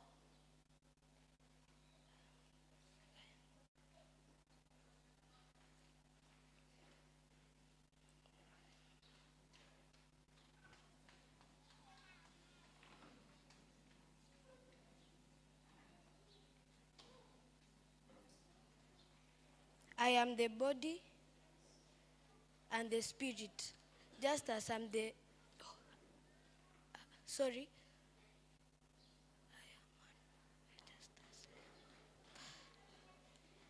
I am one body and one spirit, just as I am one hope to which God has called you. Verse 5, there is one Lord, one faith, one baptism. Verse 6, there is one God and Father of all, who is Lord of all, works through all, and is in all. Verse 30, and do not make God's Holy Spirit sad, for the Spirit is God's mark of ownership on you, a guarantee that the day will come when God will set you free. Verse 31, get rid of all bitterness and get rid of all bitterness, passion, and anger. No more shouting or insult. No more hateful feelings of any sort. 32, instead be kind and tender-hearted to one another and forgive one another as God has forgiven you through Christ. Say amen.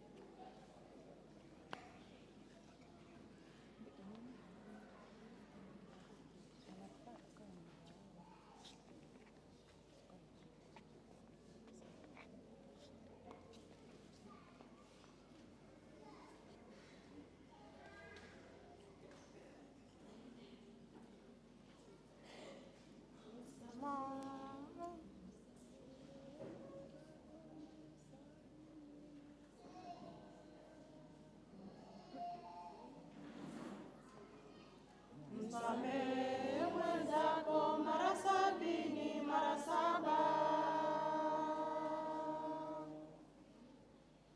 Msamehe mwenzako mara 70 mara 7.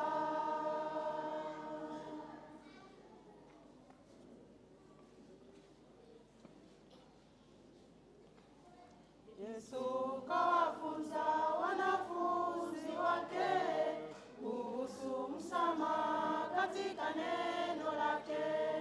Yesu kawafunza wanafunzi wake kuhusu msamaha katika neno lake.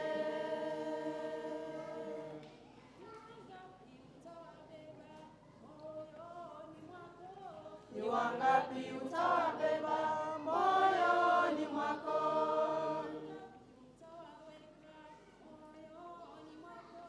Ni wangapi utawaweka moyoni mwako?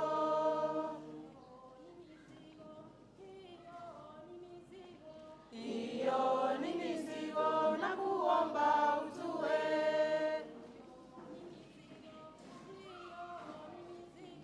Hiyo ni mizigo na kuomba achilia.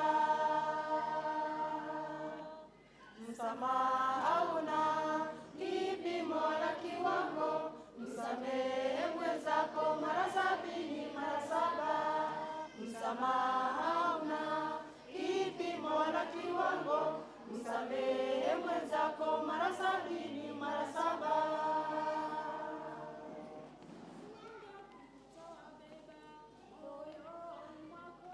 Ni wangapi utawabeba moyoni mwako?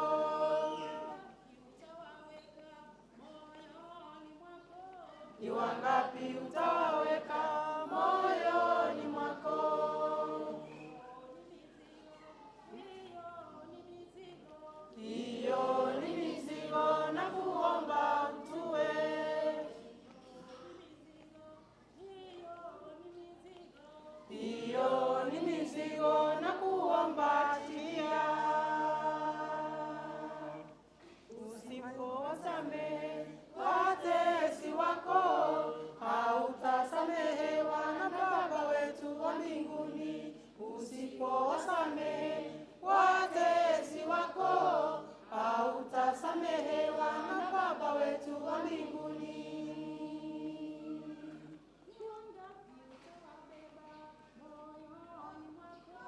Ni wangapi utawabeba moyoni mwako?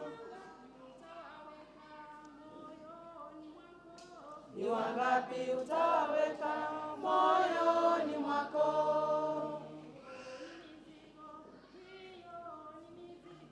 Iyo ni mizigo na kuomba utue.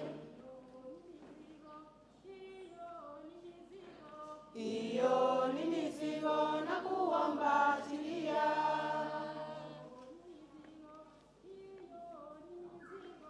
Iyo ni mizigo na kuomba achilia.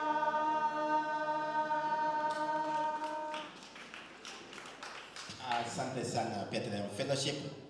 Tutatoa sadaka zetu. Ikiwa tuko na zawadi ya Christmas tutoe, ikiwa tuna size tuendelee kujipanga. Asante sana. Next ni Macedonia West. Wako tayari Macedonia West. Tukiingia anza na maswali, then tutaingia kwa memory verse na wimbo ndio utakuwa wa mwisho. Karibu sana Macedonia West.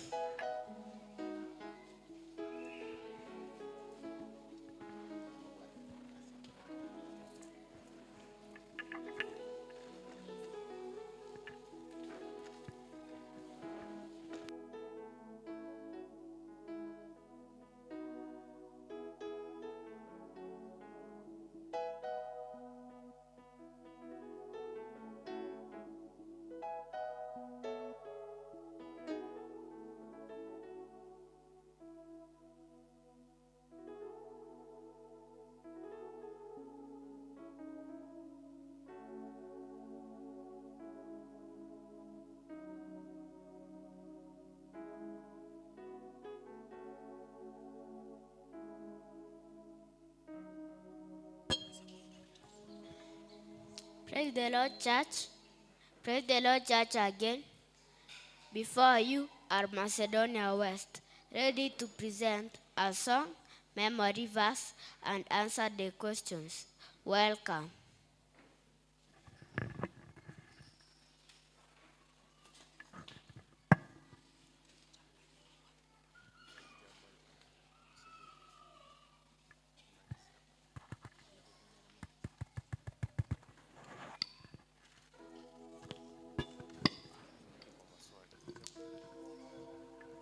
Yes, Yesu asifiwe. Mkolera iga. Bas, mko active nimeona. Mwenye anawafunza. Tutakorra saberete. Ayuko ameomba nafasi. Sawa. Sawa, mko sawa. Question number 1. Swali la kwanza. What is forgiveness?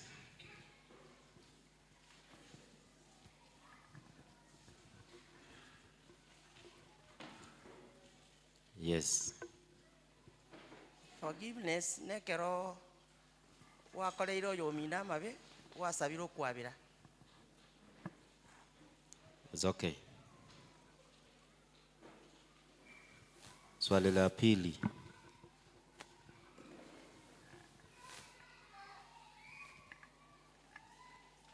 State 5 reasons why Christian should forgive others.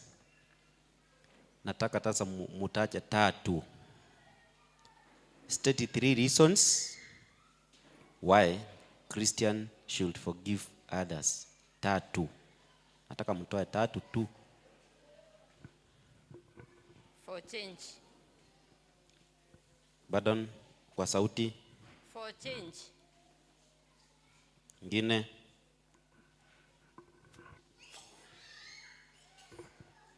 No kuchika kurua somo nena. Ingine.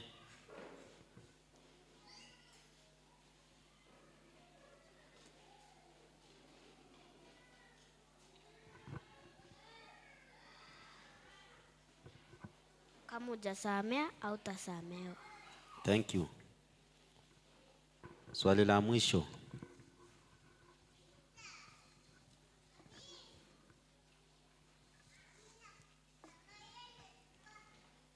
How often should we forgive our offenders according to what Jesus told Peter? How often should we forgive our offenders according to what Jesus told Peter? 7 times 70. Thank you. Tunaenda kwa memory verse na mnanipea Biblia yenye mlifanya nayo.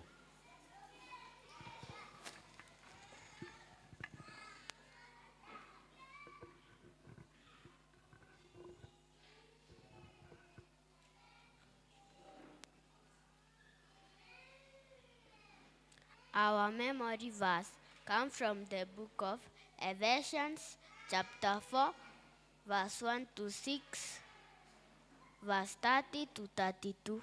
Welcome. Verse 1. As a prisoner for the Lord, then I urge you to live a life worthy of this. As a prisoner for the Lord, then I urge you to live a life worthy of the calling you have received. Always be humble, gentle, and patient. Show your love by being tolerant to one another.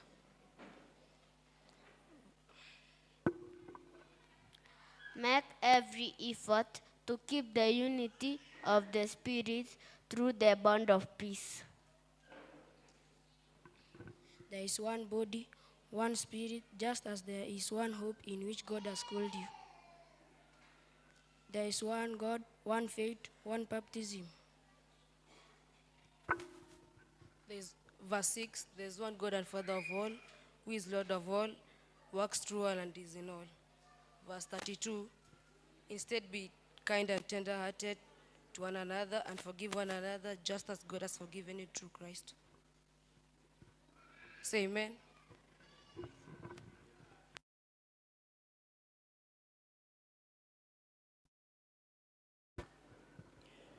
Wimbo ni juu ya kusameha Kikizii. Kiongozi Anna Godek.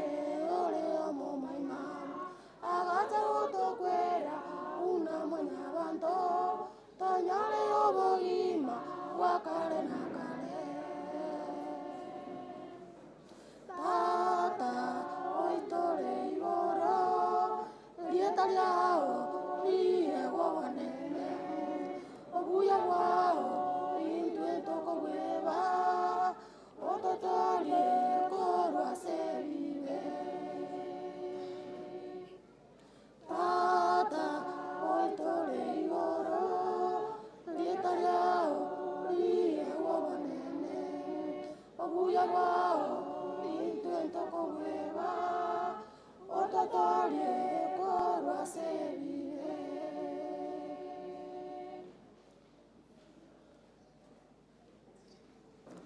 omuleng'anyo osomonetero akamobolia omonene yeso arakalinga intwe tokwabera oika chintunda isano naizele omuleng'anyo mosomba petero akamobolia omonene yeso arakalinga intwe tokwabera oika chintunda isano naizele tata ontole igoro lieto lyao liye wabonene obuya bwao intwe tokobweba ototolie korwasebire tata ontole igoro lieto lyao liye wabonene obuya bwao intwe tokobweba ototolie korwasebire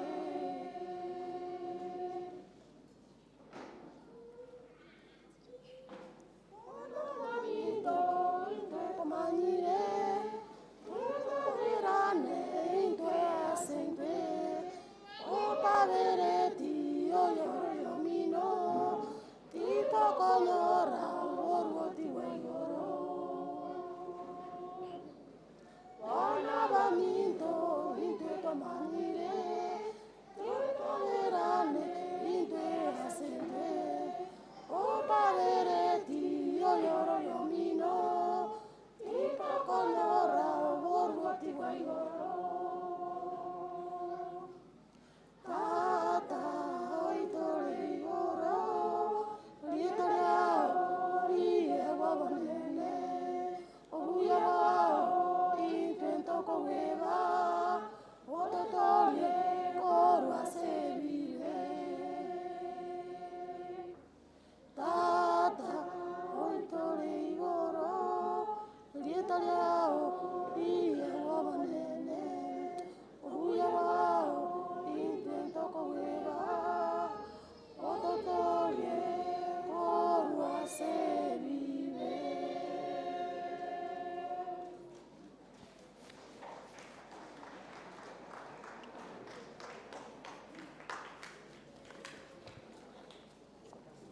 Asante sana Macedonia West wanapotoa sadaka yao.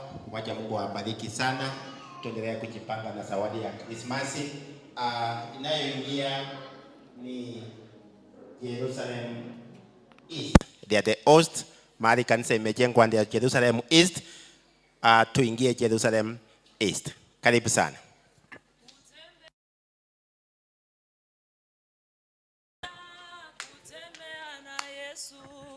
Mimi napenda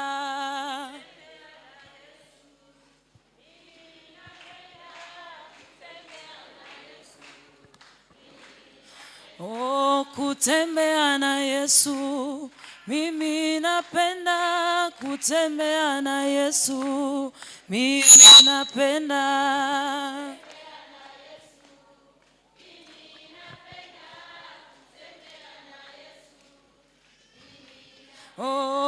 kutembea na Yesu.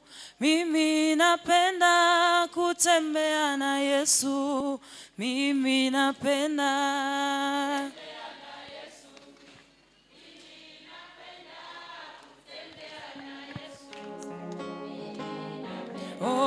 kutembea na Baba. Mimi napenda kutembea na Yesu. Mimi napenda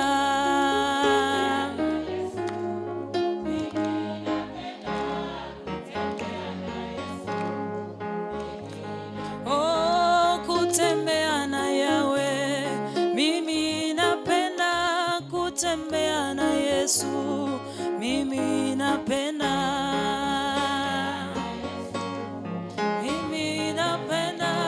kutembea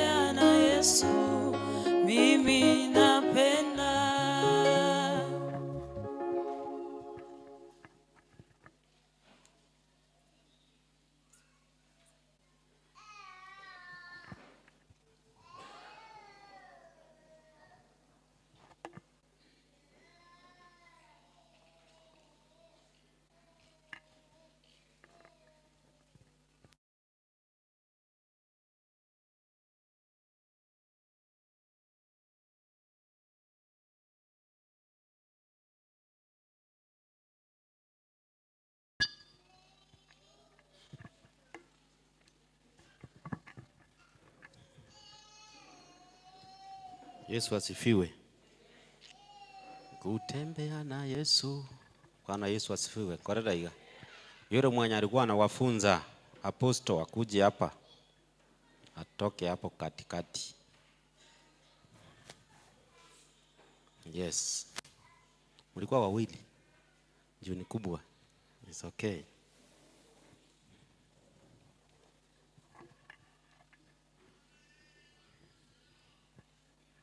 Swali number 1. The first question. If you forgive, your Father in heaven will forgive you. From which book? Hiyo maneno yanapatikana. If you forgive, your Father in heaven will forgive you. From which book?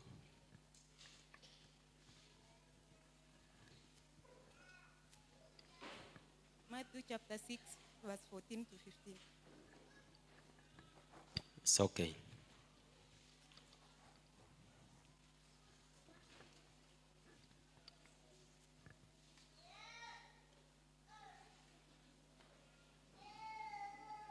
Another question.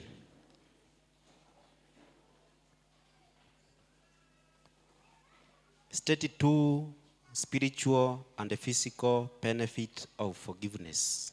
At least 2. By Mike. Spiritual benefits. It clears the path for one's prayer, allows healing. Ya pili amesema? Thank you. The last question. The physical benefits are? No. Was only to give 2. Amemaliza, si ndio? Yeah. Amemaliza.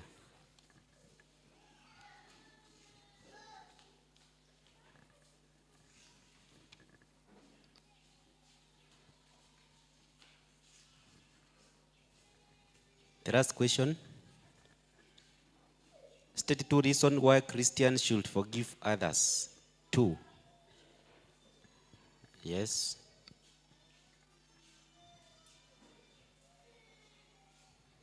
God and Christ modeled it. No, pardon, Siski. God and Christ modeled it. No, Siski. God and Christ modeled it. Yes. Ngine. It is a command from God. Sikupati. It is a command from God. Thank you. Tunaenda kwa memory verse.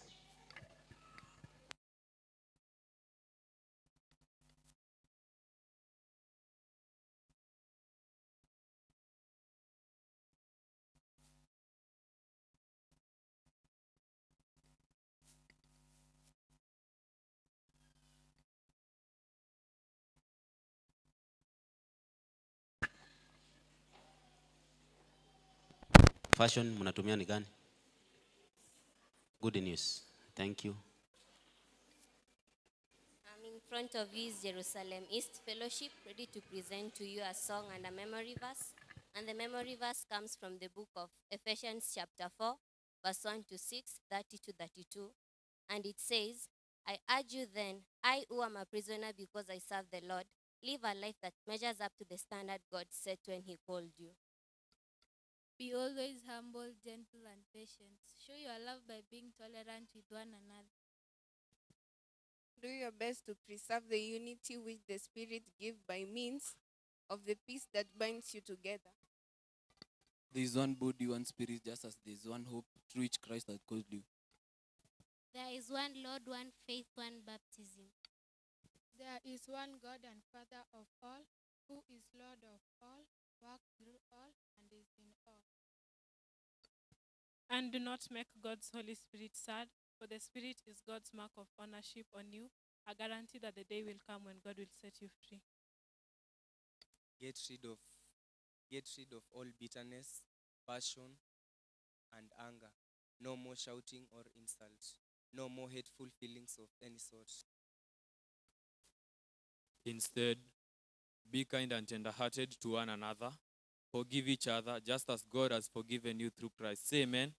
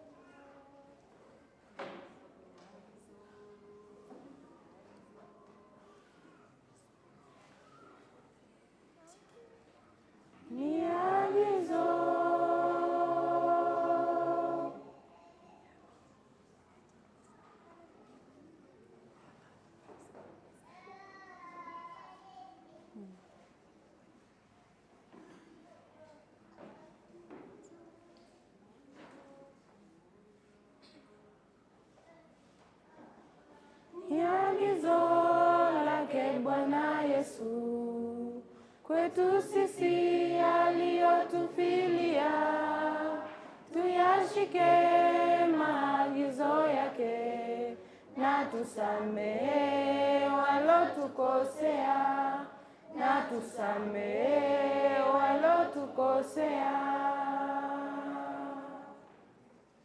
Ni agizo lake Bwana Yesu kwetu sisi aliyotufilia, tuyashike maagizo yake, na tusamehe walotukosea, na tusamehe walotukosea. Usamehe, si mara moja, mara mbili. Usamehe, ni 70 mara 7, ni 70 mara 7. Usamehe, si mara moja, mara mbili. Usamehe, ni 70 mara 7, ni 70 mara 7. Itakufaidi nini wewe kukosa ufalme wa Mungu kwa kumhukumu mwanadamu? Lipiza kisasi ni kazi ya Mungu, lipiza kisasi ni kazi ya Mungu. Itakufaidi nini wewe kukosa ufalme wa Mungu kwa kumhukumu mwanadamu?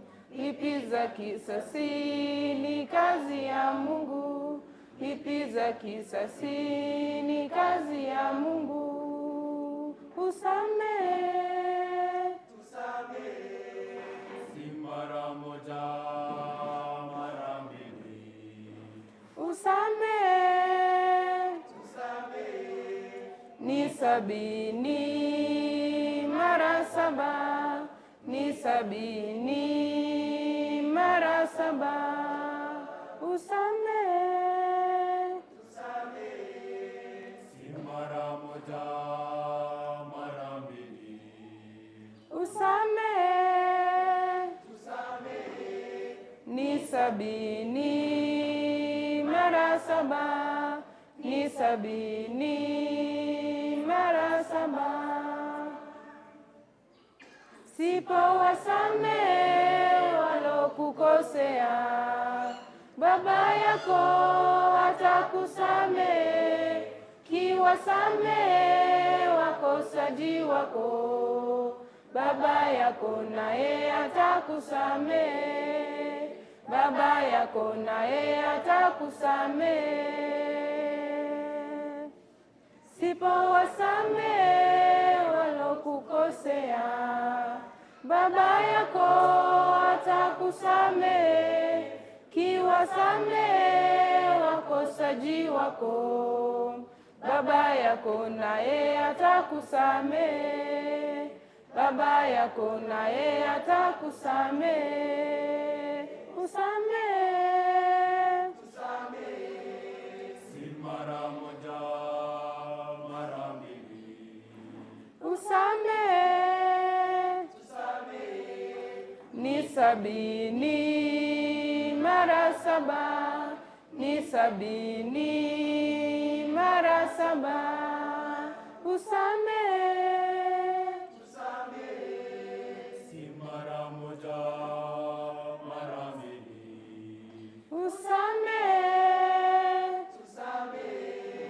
ni 70 mara 7, ni 70 mara 7, ni 70 mara 7.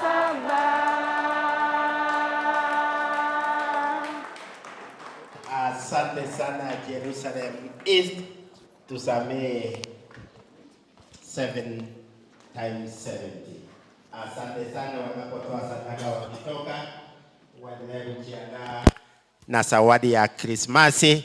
May God bless you so much. Next ni Macedonia East.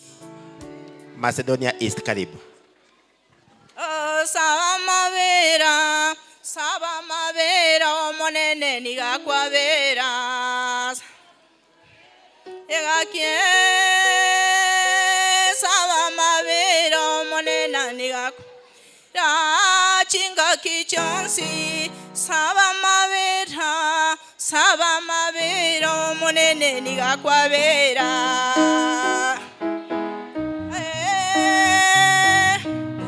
saba mavera omonene nigakwavera ayo morogi ayo yokonywa saba mavero monene nigakwavera egaki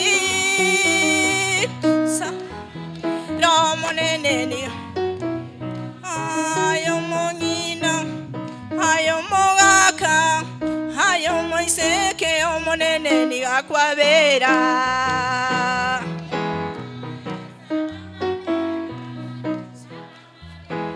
monene nigakwavera.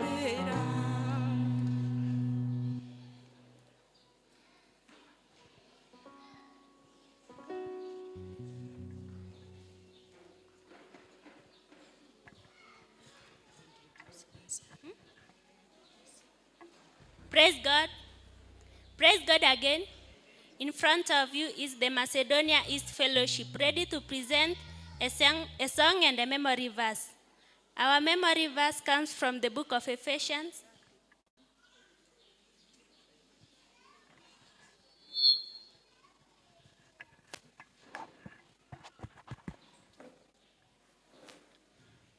Hello.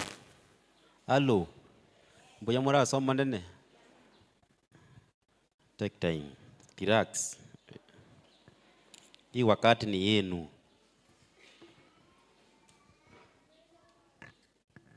Mwalimu wao wako wapi? Songe hapa. Yes. Takusaidia na mic. Pea mwalimu mic. Ndiye anatembeza hivi. Riswali litangani.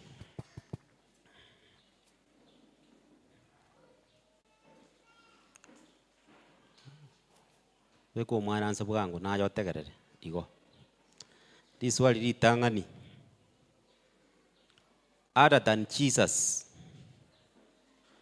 and David, name 3 people in the Bible who forgave their offenders unconditionally. Other than Jesus and David, name the other 3. Steve. Ngine? The prodigal son. Peter. Thank you. Enough. We said 3. Joseph. Yes. Hiyo umeungua. Hiyo. Haya.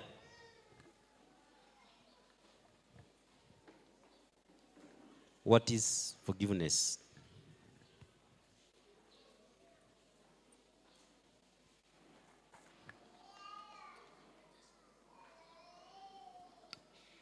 Nijibu kwa Kiswahili. Yes. Ni kuachilia makosa yenye mwenzako amekufanyia. Thank you. The last question.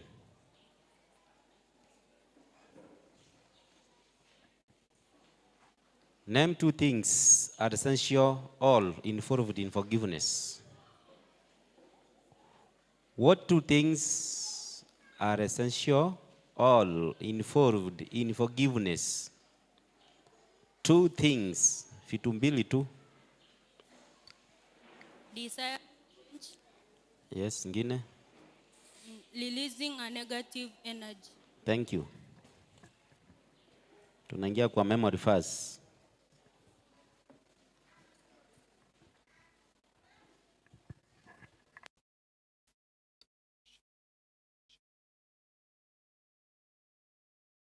In front of you is the Macedonia East Fellowship, ready to present you a song and a memory verse. Our memory verse comes from the book of Ephesians, chapter 4, verse 1 to 6, 30 to 32. Sit back, relax, and travel with us. Welcome. I urge you then, I who am a prisoner because I serve the Lord, live a life that measures up to the standard God set when He called you. Be always humble, gentle, and patient. Show your love by being tolerant with one another. Do your best to preserve the unity which the Spirit gives by means of the peace that binds you together. There is one body and one spirit, just as there is one hope to which God has called you. There is one Lord, one faith, one baptism. There is one God and Father of all, who is Lord of all, works through all, and is in all. And do not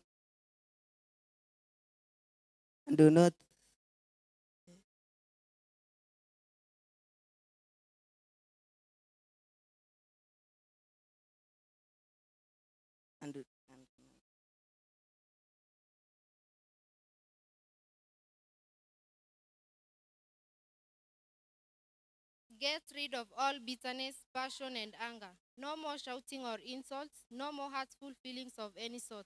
Instead, be kind and tender-hearted to one another, and forgive one another as God has forgiven you through Christ. Amen.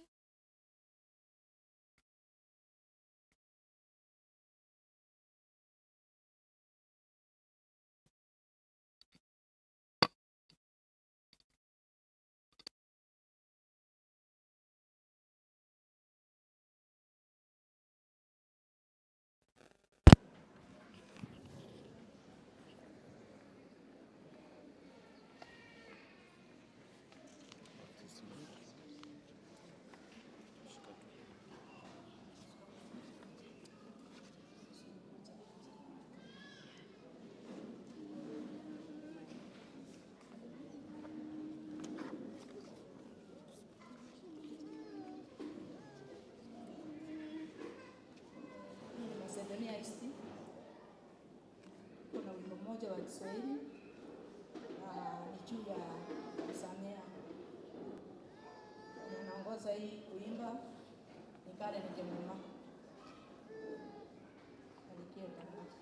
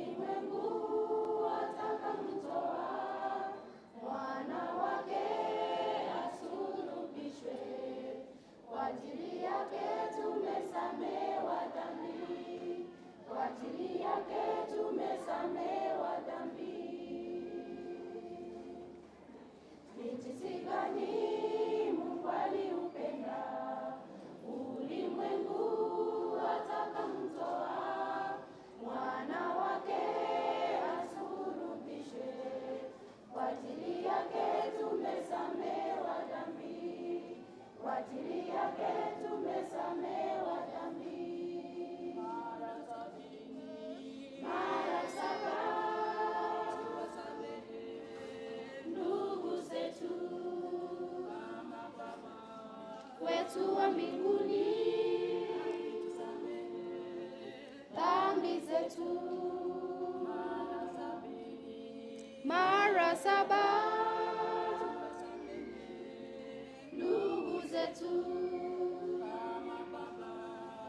wetu wa mbinguni, dhambi zetu tuwasamehe watu makosa yao, ili nasi Mungu atusamehe, kama Yusufu kule Misri aliwasamehe ndugu zake, aliwasamehe ndugu zake.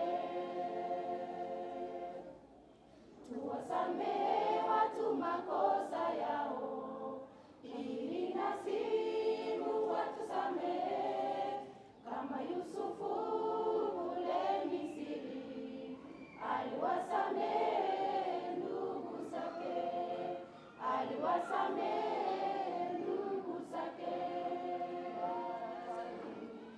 Mara 7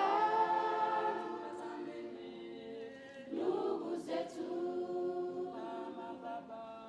wetu wa mbinguni, dhambi zetu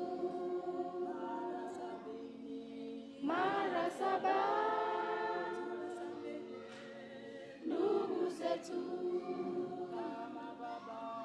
wetu wa mbinguni, dhambi zetu.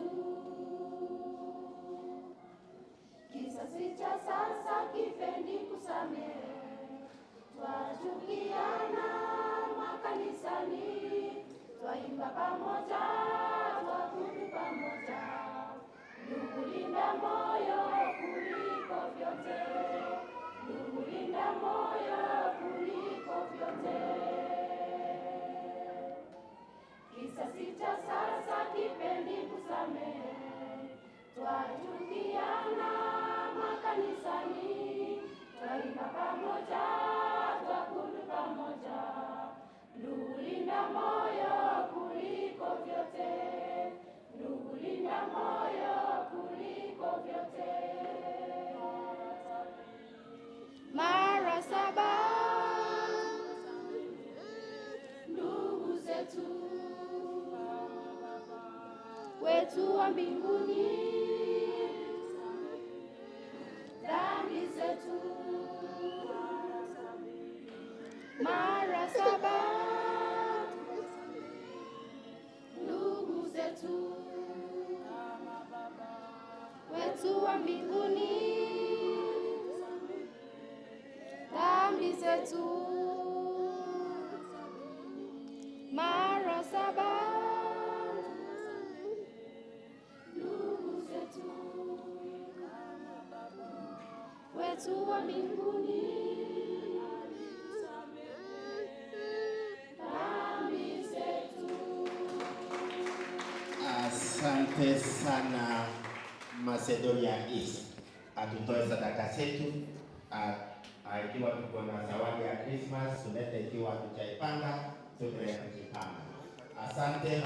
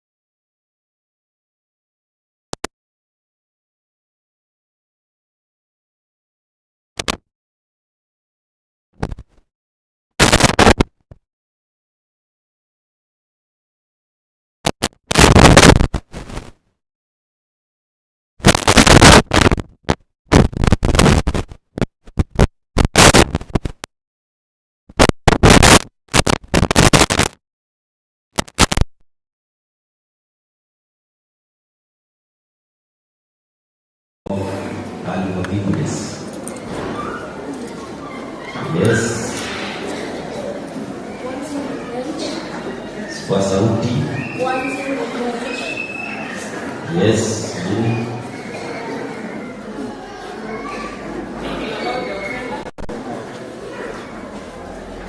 Thank you.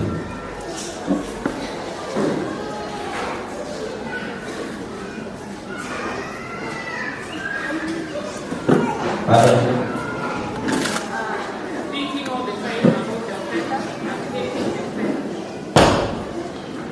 Thank you. Swali lingine.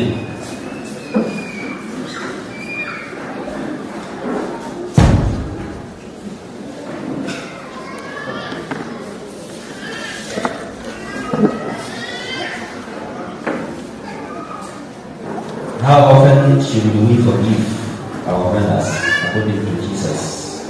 According to what Jesus told Peter.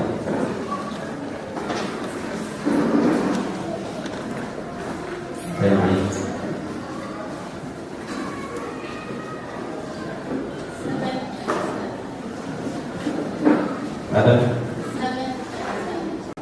7 times 7. Complete. Kemudian mupe. Jadi kumalizia. Sawa. Another question.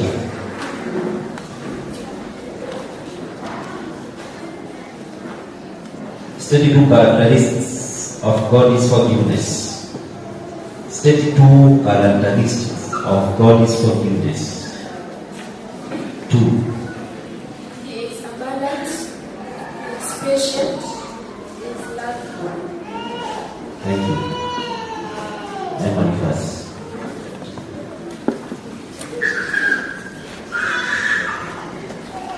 In front of you, Zion Fellowship ready to present you a song.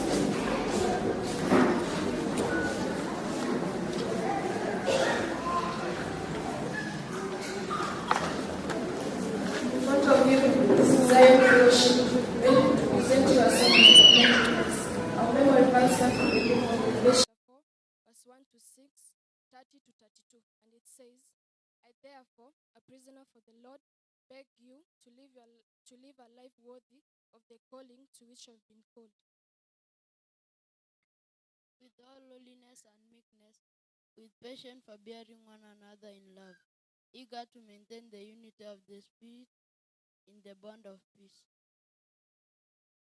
There is one body and one spirit, just as you were called to the one hope that belongs to your call. One Lord, one faith, one baptism, one God and Father of us all, who is above all and through all and in all. And do not grieve the Holy Spirit of God, in whom you were sealed for the day of redemption. Let all bitterness and wrath and anger and clamor and slander be put away from you with all clamor.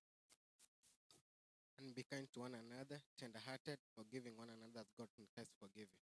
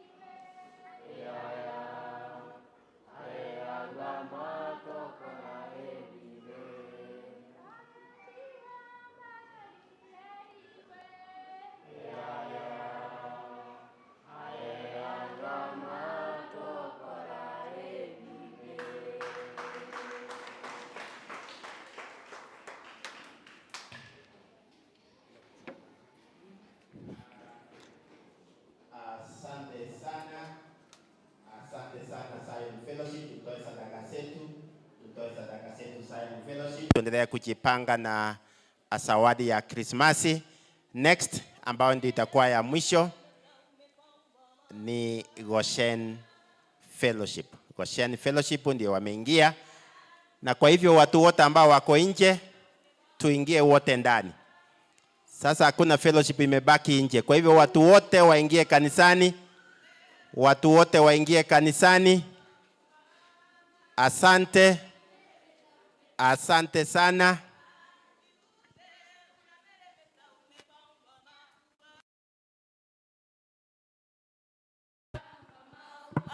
Mji ule unameremeta, umepambwa maua. Kwaya zetu tunavyoimba na Gosheni, kanisa letu, wachungaji, watu wote, mji ule unameremeta, umepambwa maua. Mji ule unameremeta, umepambwa maua.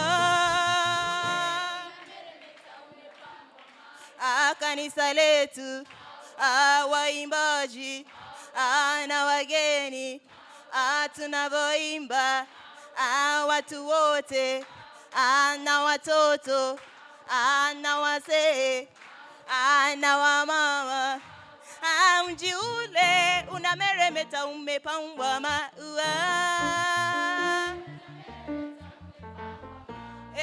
Jiji lile linameremeta, limepambwa maua.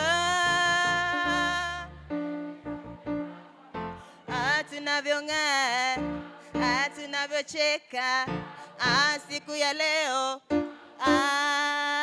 maua.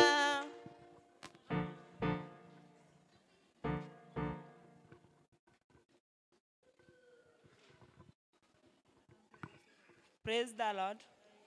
Praise the Lord again. In front of you are Goshen Fellowship, ready to represent you, memory verse and a song. Welcome. Yesu asifiwe. Mbuya murasa munene. Kolera iga. Amen. The first question, what is forgiveness? What is forgiveness?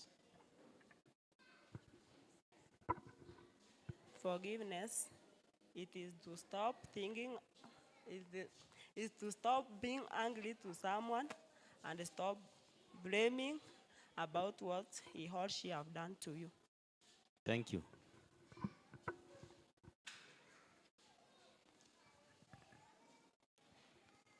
Toke yeri ogie kanisa.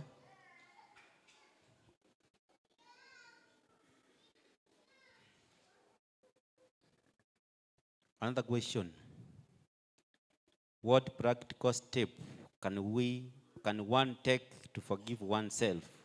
At least 2 practical steps.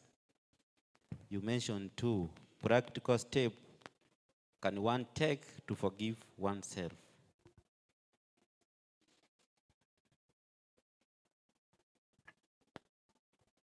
Yes. Kero kwabera pi. Ngine.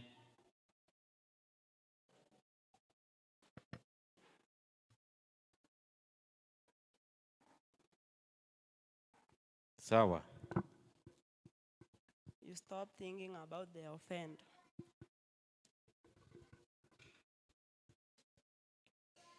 Thank you.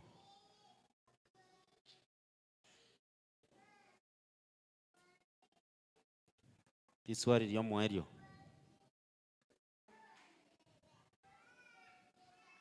Why should people forgive themselves? Why should people forgive themselves? It's a command from God. Mbili, hiyo ni moja. To safeguard our spiritual gifts. Thank you. Tunaingia kwa memory verse.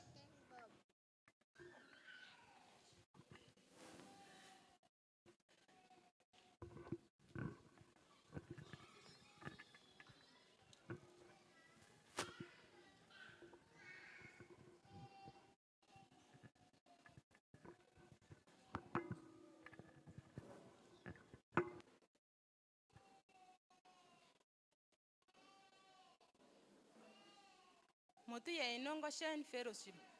Koto chikobaira mwana yo motu. Kurwa se kitabu kia bebesa inye. Kebunge ketanga ni mpake yasta. Turu keto ende 30 to 32. Asa ayo. Inje omosibwa ase ngencho yo monene. Na abasoro ire mogenderere buna egwenerete. Okorangiriwa kwaino mwarangiretiwe. Ase obokanye kubwonsi na obwororo. Nase oboremereria mokobogorerania ase obwanjani. Mokore omokia konyora obomo bw'omohika ase gesibo kiomorembe. Omobere noyomo na omohika noyomo. Buna mwarangeretiwe ase ogosemeria okomo gwokorangeriwa kwainu. Omonene oyomo okwegena okomo ebatiso eyemo. Nyasaye oyomo nere tata obonsi. Oyore igora ase bonsi. Wetera ase bonsi na ima ase bonsi. 30. Goseti moichania omoika omochenu onyasaye. Asare ere oyo mwabegetwe ekemanyererio goika rituko ryokoboriwa. Obororo bwonsi na endamwamu na okobea na emerumi birusiwe asemore amo nobobe bwonsi.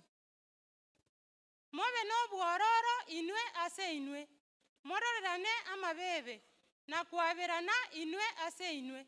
Buna Nyasaye ase Kristo ababerete inwe. Mbiamo.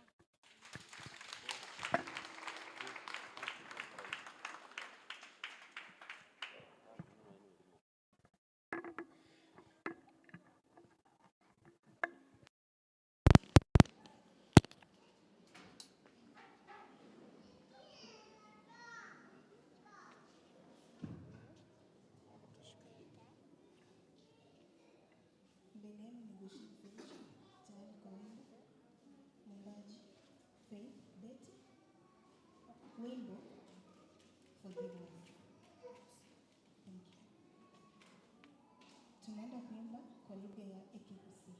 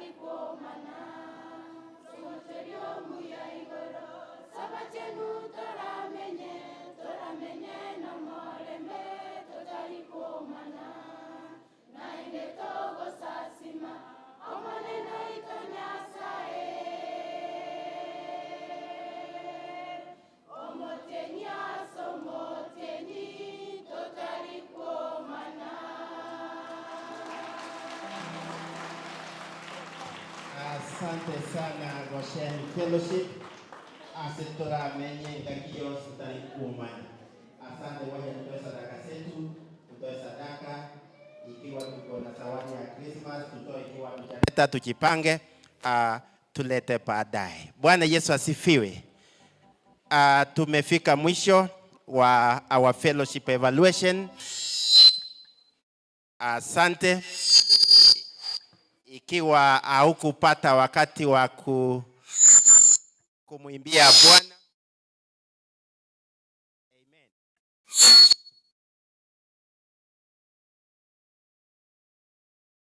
Hello.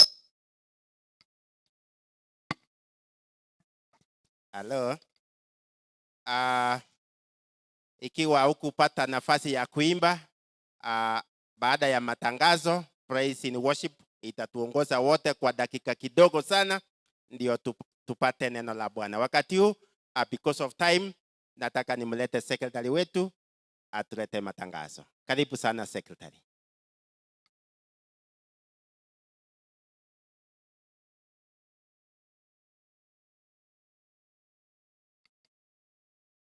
Asifiwe. Bwana Yesu asifiwe. Praise God. Karibisha mwenzako, mwambie sasa nyimbo zimeisha. Tunaenda kipindi kingine. Amen. Amen. Asante sana fellowships kila mmoja kwa sababu ya kazi ambayo mmeweza kuifanya leo. Naleta matangazo machache. Jana tulikuwa na center meeting pale Daraja Mbili PAG Church na Nyamataro PAG was well represented, na tunashukuru Mungu kwa sababu ya yale anaendelea kutenda. So kwa choir practice imesimama kidogo, tutatangaziwa tena tunaanza lini. Nashukuru ama nachukua hii fursa kwa niaba ya management ya kanisa nikishukuru wote ambao tulihusika kwa mchango ambao tulifanya last Sunday kwa ajili ya kununua bus ya kanisa, na asante kwa wale ambao tunaendelea kutoa our pledges. Mchango tulifanya Sunday lakini hatujamaliza kutoa zile pledges vile tuliahidi, na nataka kumshukuru Mark Nyang'au ametoa 10,000 yake, Charles Ogero 5,000, Lydia Mochiemo 500, Frida Onkanga 5,000. Hao ni wale wanaendelea kutoa zile pledges ambazo zilikuwa zimebaki. So kufikia leo hii, ile pesa tuko nayo ya kununua bus imefika 1,307,721. Hiyo ndio makofi unajipigia. Sio ni pesa yako. Amen, amen. We thank God this far, na bado tunaendelea kuleta pesa. Si tutaleta? Basi tunanunua ama hatununui? Tunanunua. Amen. Sasa nataka wewe utupatie strategy ya kupata hii pesa. Tulisema sisi hatuna pesa, lakini tuko na marafiki, tuko na watu pale nje tunaweza ongea nao wakileta pesa. Na ikiwa number 1 tumalize zile pledges tumebakisha kama members. Number 2, tuna wale tuko na watoto. Watoto wetu Mungu amewajalia, amewabless, wako na kazi. Unaweza tupatia namba yao ya simu ili tuweze kuwaongelesha, waweke mkono. Bwana asifiwe. Namba ingine, tuko na marafiki pale nje. Ikiwa uko na rafiki anaweza weka mkono, pia unaweza leta jina yake tuweze kumuongelesha ili aweze kutupatia kakitu. Namba ingine, tuko na politicians.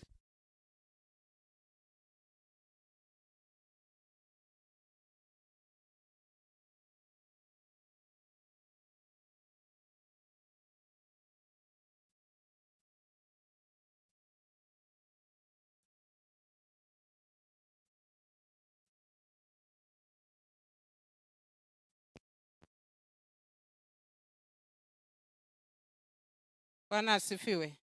Amen. So wacha tuendelee kufanya mobilization ili kama unaweza changa 1.3 million within ni miezi ngapi? Wa 9, wa 10, wa 11. Tumeleta 1.3. Na tukipata miezi ingine mitatu to raise another 1.3. Si tutakuwa tumeleta basi mpya?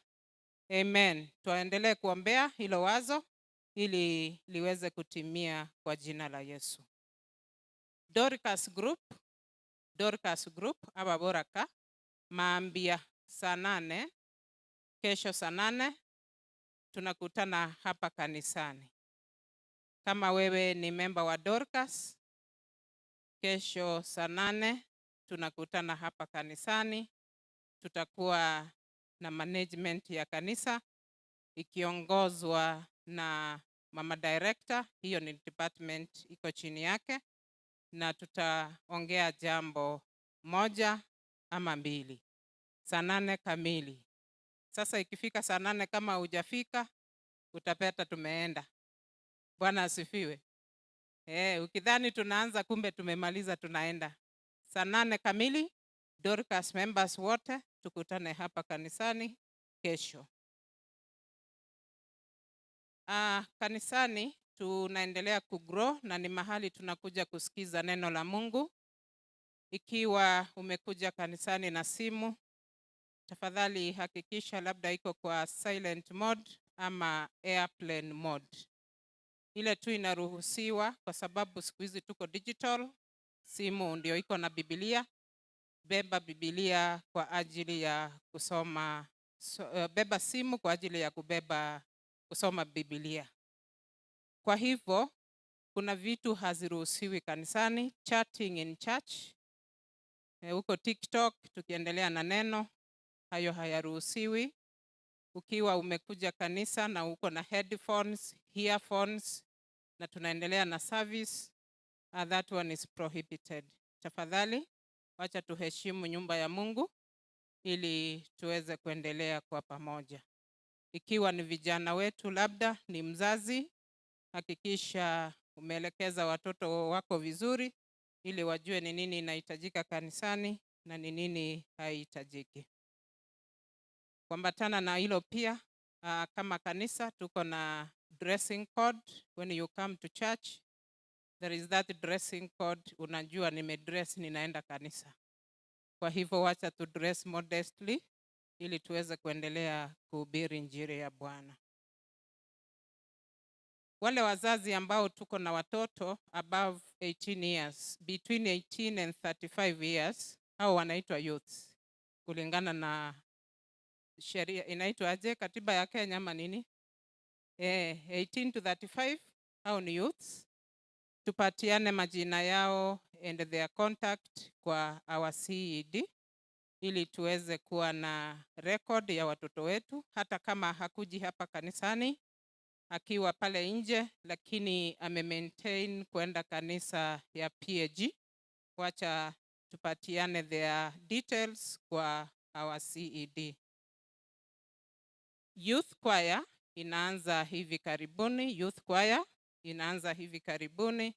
Wazazi tutume watoto wetu ili waweze kujiunga na wengine waendelee kufundishwa.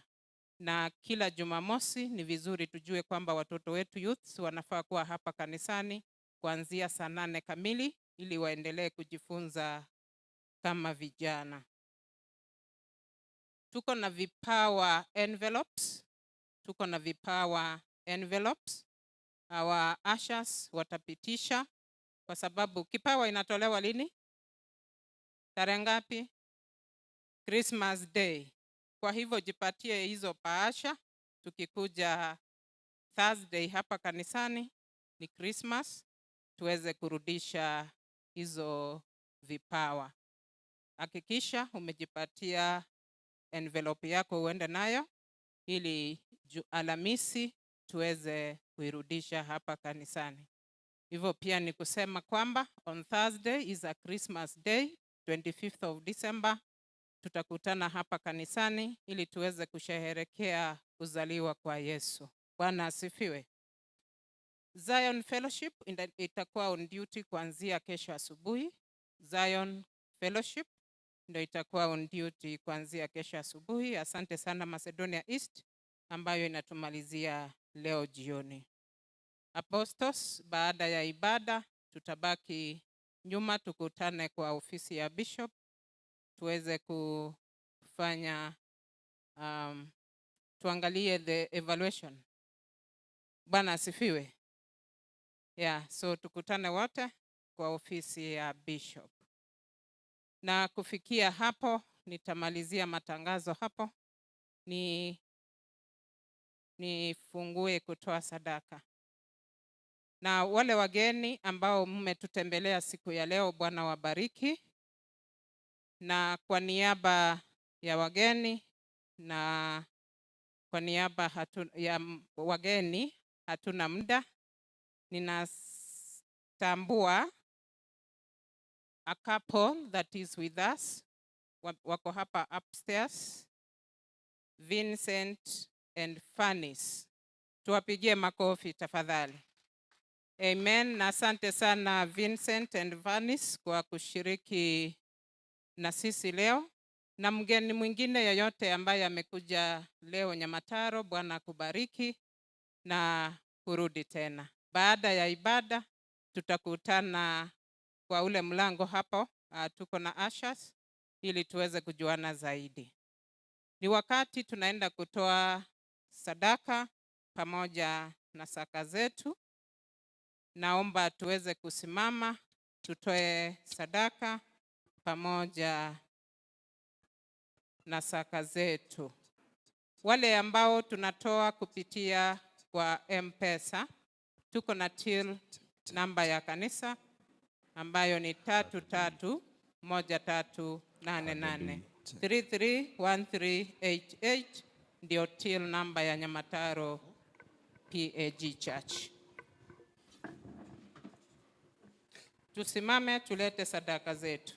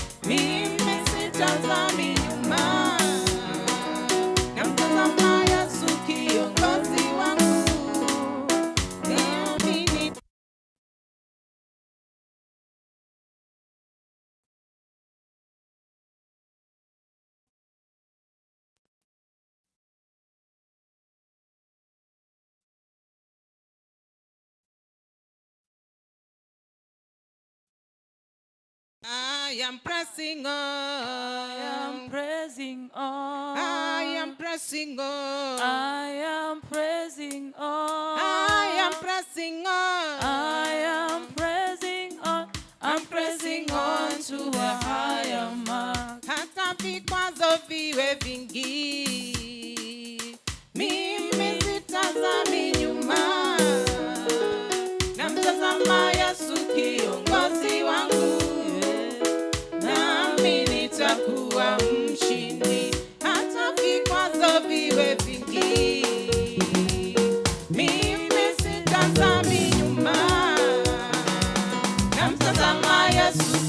Mwokozi wangu, nami nitakuwa mshindi. I am pressing on. I am pressing on. Natazama mbele. I am pressing on.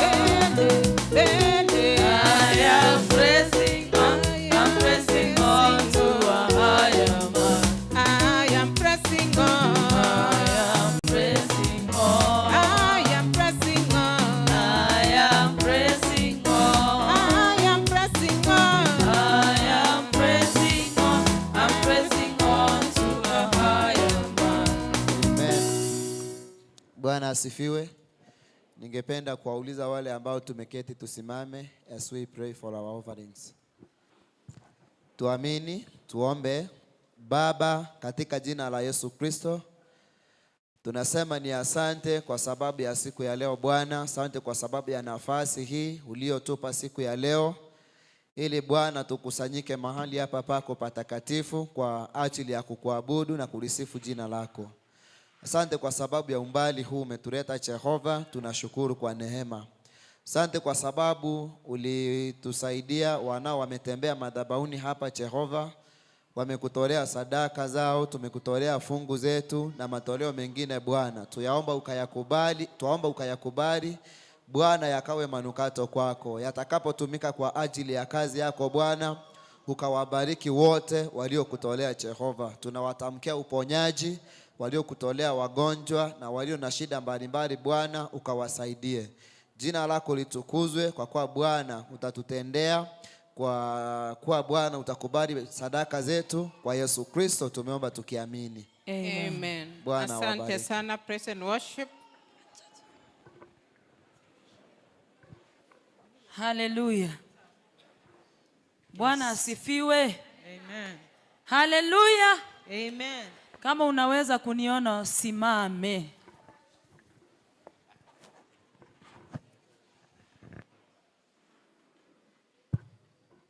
Salimia jirani yako, mwambie ni sawa kuwa katika nyumba ya Bwana. Hallelujah. Wawili watatu waambie ni sawa kuwa katika nyumba ya Bwana asubuhi ya leo ama siku ya leo. Mambo sawa sawa. Mambo sawa sawa. Yesu akiwa enzini. Mambo sawa sawa. Mambo sawa sawa. Yes, Jesus. Mambo sawa sawa. Hallelujah. Mambo sawa. Mambo sawa sawa. Oh, mambo sawa sawa. Yesu akiwa enzini. Mambo sawa sawa. Mambo sawa sawa. Mambo sawa sawa. Oh, mambo sawa. Mambo sawa sawa. Mambo sawa. Mambo sawa sawa. Yesu akiwa enzini. Mambo sawa sawa. Mambo sawa sawa. Mambo sawa sawa. Mambo sawa. Mambo sawa sawa. Mambo sawa. Mambo sawa sawa. Yesu akiwa enzini. Mambo sawa sawa. Mambo sawa sawa. Mambo sawa sawa. Sitaogopa kwa jambo lolote. Ninaye Yesu moyoni, amehakikisha mambo yote sawa. Mambo sawa sawa. Mambo sawa. Mambo sawa sawa. Mambo sawa. Mambo sawa sawa. Yesu akiwa enzini. Mambo sawa sawa. Mambo sawa sawa. Mambo sawa sawa. Mambo sawa. Mambo sawa sawa. Mambo sawa. Mambo sawa sawa. Yesu akiwa enzini. Mambo sawa sawa. Mambo sawa sawa. sawa sawa. Mambo sawa. Mambo sawa sawa. Mambo sawa. Mambo sawa sawa. Yesu akiwa ezidi. Mambo sawa sawa. Mambo sawa sawa. Mambo sawa sawa. Nataka tuinue mikono tumwambie Bwana asante. Maana ametulinda tangu asubuhi tena tumefika wakati huu. Inua sauti yako kwa Bwana, mwambie Bwana asante. Asante kwa neema yako katika maisha yetu. Asante kwa wema wako katika maisha yetu. Asante kwa kibali ambacho umetupa tena siku ya leo. Kwa sababu wewe ni Mungu tunakuinua. Kwa sababu wewe ni Baba tunakuinua. Hakuna mwingine kama wewe. Inua mikono yako kwa Bwana, mwambie Bwana asante. Mwambie hata asante kwa sababu mwaka umeisha. Mwambie asante kwa sababu nimemaliza mwaka huu. Mwambie asante kwa sababu ninaenda kuanza tena mwaka wa 2026 nikiwa sawa katika jina la Yesu. Kwake Yesu nasimama. Ndiye mwamba ni salama. Ndiye mwamba ni salama. Ndiye mwamba. Ndiye mwamba ni salama. Ase Yesu niteneine. Ere negetare kiane. Ere negetare kiane. Yesu. Ere negetare kiane. Ase Yesu niteneine. Ere negetare kiane. Ere negetare kiane. Ere negetare kiane. Baba, katika jina la Yesu, wewe ni Mungu mkuu, ni Mungu mwaminifu. Kwa hakika umbali huu ni wewe Baba wetu. Tumekuwa mahala hapa tangu asubuhi, tumesikia nyimbo ambazo zimekusifu Baba wetu. Tena nataka tusikie neno na sauti kutoka kwako, ukatubariki kama kanisa, ukasimame na sisi, ukatutendee mazuri, mwishoe tupate nafasi ya kukuambia asante. Mungu wetu, hata umetulinda tangu Januari, kwa hakika ni wewe tu karibu kumaliza mwaka. Mungu wetu, simama nasi, tenda mazuri, tubarikie, tuonekanie, tuondolee visirani vyote, chochote ambaye kinainuka kinyume kikaweze kushindwa tunapotarajia kumaliza mwaka. Simama nasi e Mungu, tunapojiandaa kusoma maandiko. Jina lako litukuzwe na utukufu kurudie. Wewe ni Mungu mkuu, na ni kwa jina la Yesu tumeomba, na kila mtu aseme amen. Amen. Aha. Yeni praise and worship, makofi mazuri. Akira basasi michingobi. Saa zimeenda. Chinga kichiachire. Na saa zingine wakati unahubiria watu wakati saa zimeenda, nebiro binde kero korandiria bante kero chinga kichiaelire. Saa zingine unapata watu wamechoka sana. Aboko nyoranga abantu barosire mono. Nikubalie kabla hatujasoma maandiko, nganchire tutarasoma maliko, nikaweze kusema hivi. Nkuwa neliga. Lesson yetu ya forgiveness inaishia leo.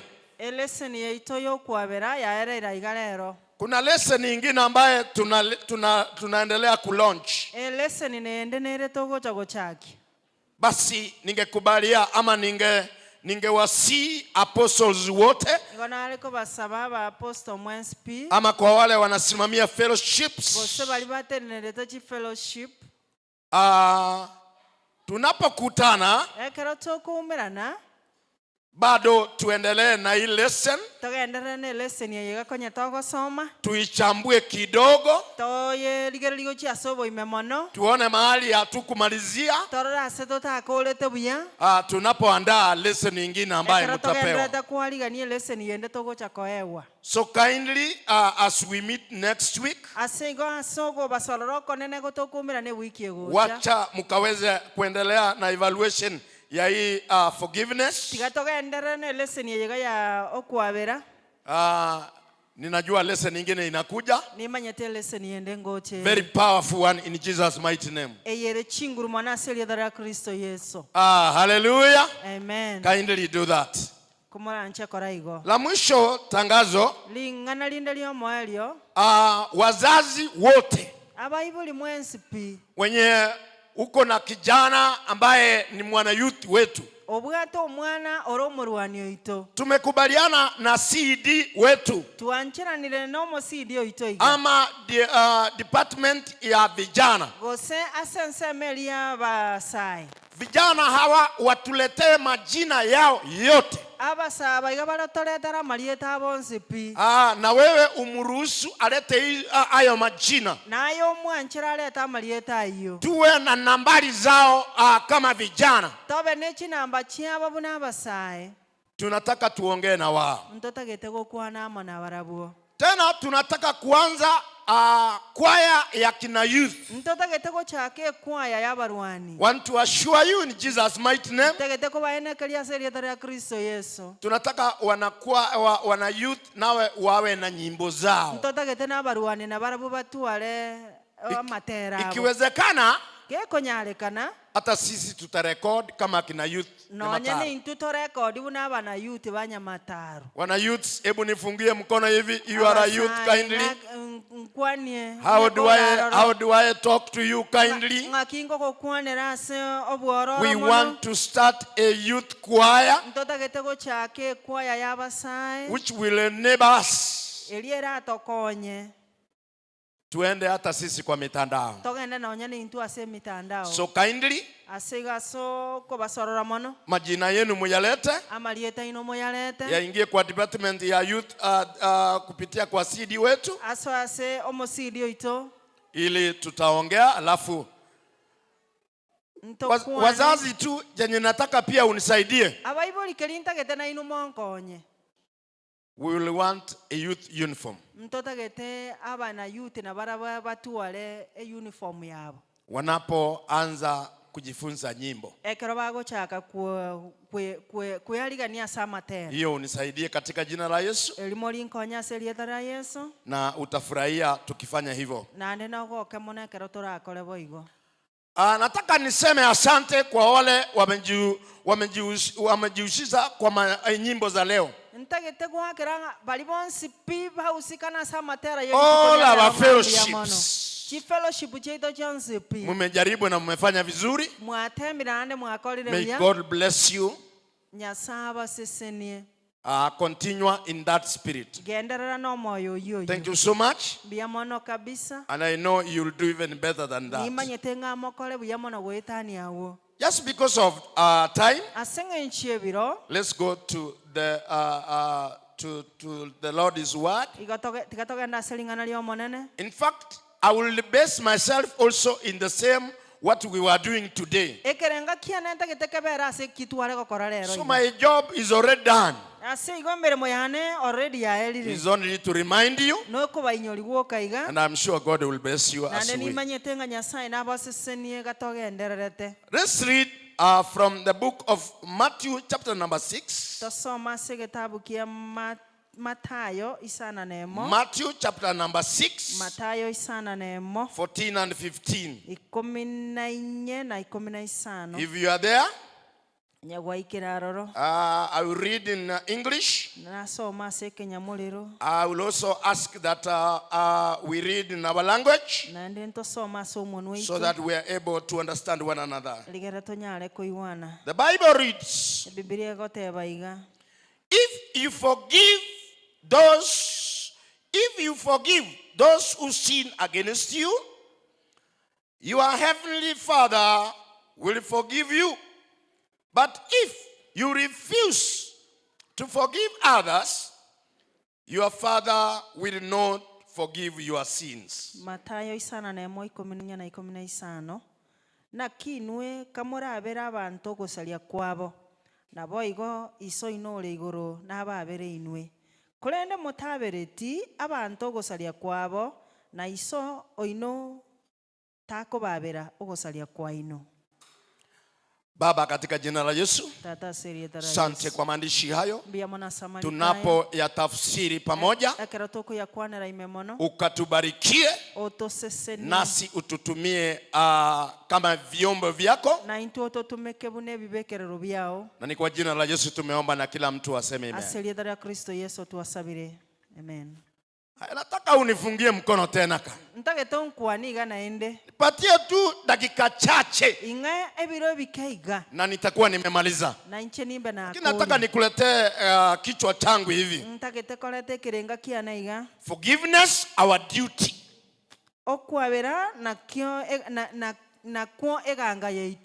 Forgiveness, our duty. Why do I say like that? It is a duty from even the Bible that you have to forgive. And what is this forgiveness? What is forgiveness?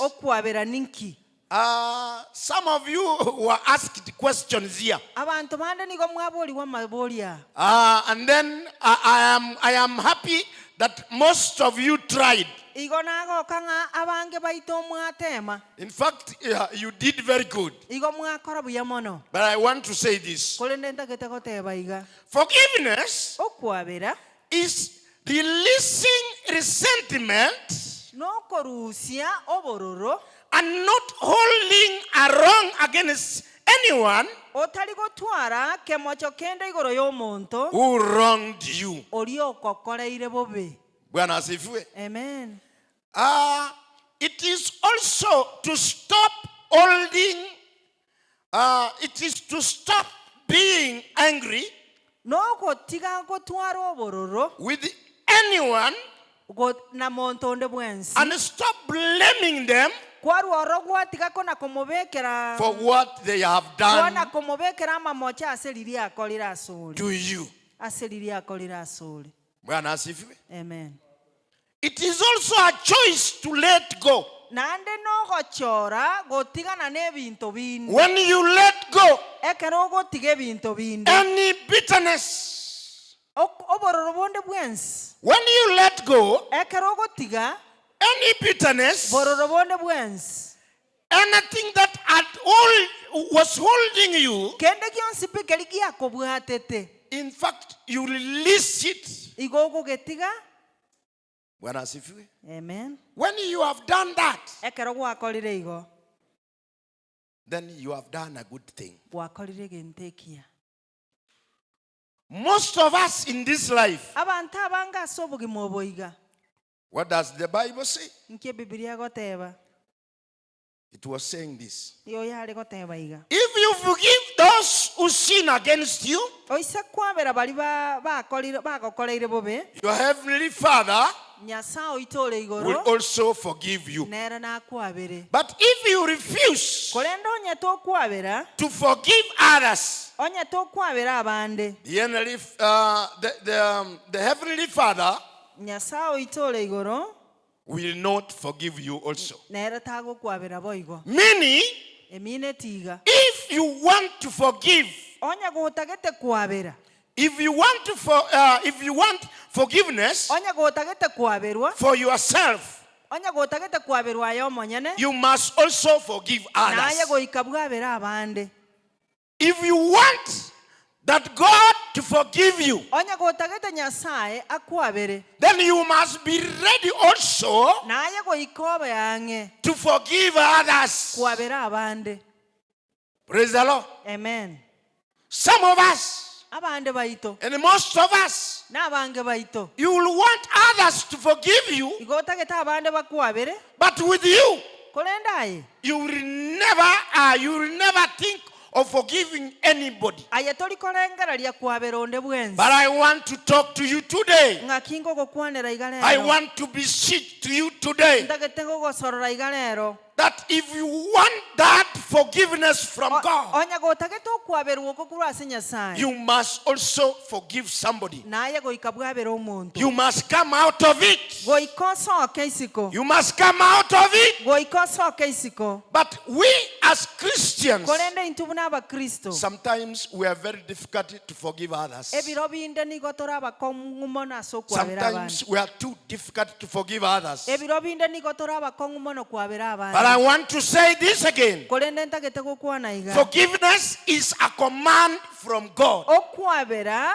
no nelichiko kurwase Nyasaye. It is a command. nigo lile lichiko. And you can't run away from it. nande tokonyara gotama kurwase ogochiko okwo. But the most difficult people, kolende abantu batwalira obokongu, who might not even agree to forgive others, batanyale gwoncherana kwabera abande, it is us Christians. ni ntu abakristo. You hold grudges. igo bwate Grudges. I'm a grudge. You hold a grudge. obwate tobo. Yani obwate tobo etari koera. Bwana asifiwe. You hold a grudge. obwate tobo to your brothers and sisters or your neighbors. Even if anybody will want to ask you to forgive,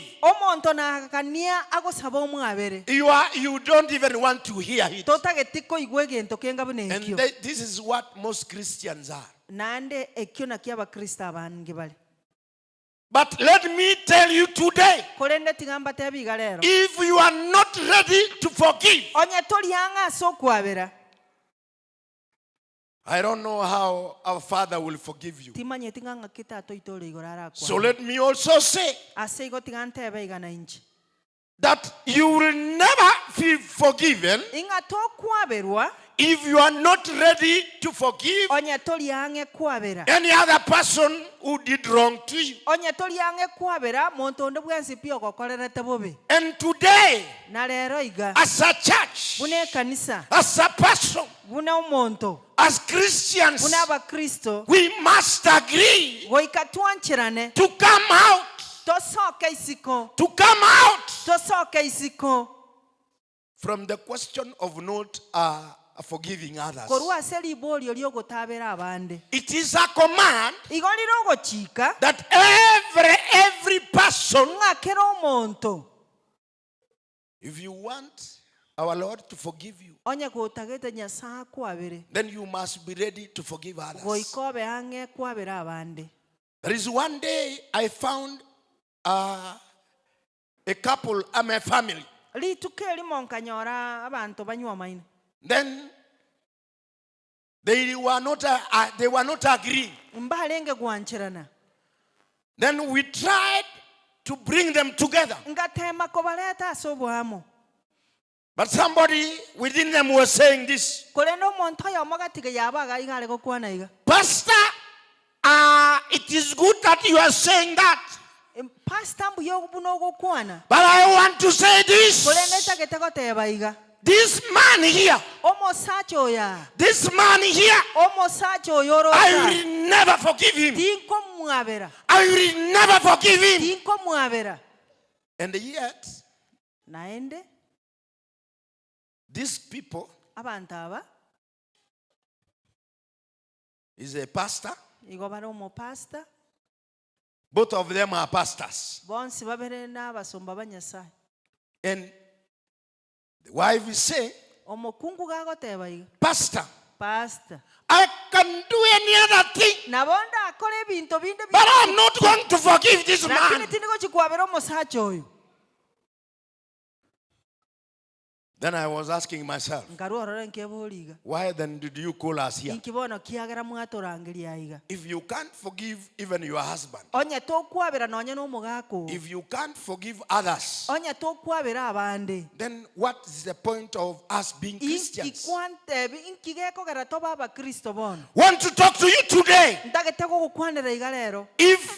If you are a Christian, onye koro mo Kristo, you must be able woikobe ange gosonyale to release any bitterness. orusie bororobonde bwensi pi. Allow God again to talk to you. Anchena nyasaye naenda hagokwanere.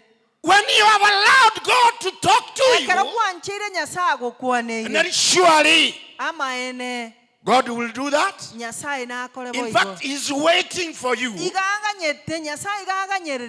release that anger you have, and then good things shall be in your family. Whereas if you, amen. We have allowed our families to walk away from God just because you do not want to forgive. How do I talk to you today? That this forgiveness, it is mandatory. It is mandatory that you have to forgive. It doesn't matter what somebody has done to you. I know there are people who have done very, very bad things maybe to you. But I want to stand here today and I want to talk to you today that it is our time that we have to forgive. It's our time that we have to let it go. It is a time that we have to tell God to assist you to release anything. Let it go. Forgive that man you think you cannot. And then it shall be well in your life. Oh, hallelujah. Amen. We have continued to live the way we are just because you do not want to forgive anybody. I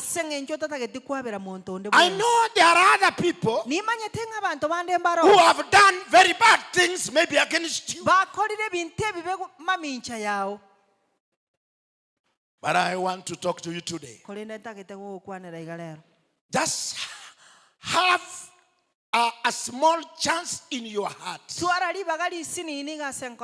and then forgive that person, and then you will see how God will also do things for you. Oh, hallelujah. Amen. I want to say this also. Forgiveness is a command from God. You can't run away from that. And if you don't agree, it is one of the commands that you have to agree to, so that you can also be blessed. Number 2, forgiveness strengthens your relationships. In fact, if you forgive and somebody somewhere who did wrong to you, and then you will find that you have already forgiven him. Let me assure you today that forgiveness to that man who did wrong to you, it will be a start of your new life. It will be a start of new beginning. I want us to read this.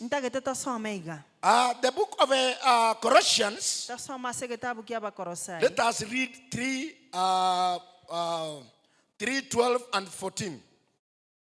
Colossians, if you are there. 3. Let's start from 12. If you are there, read with us or read with me.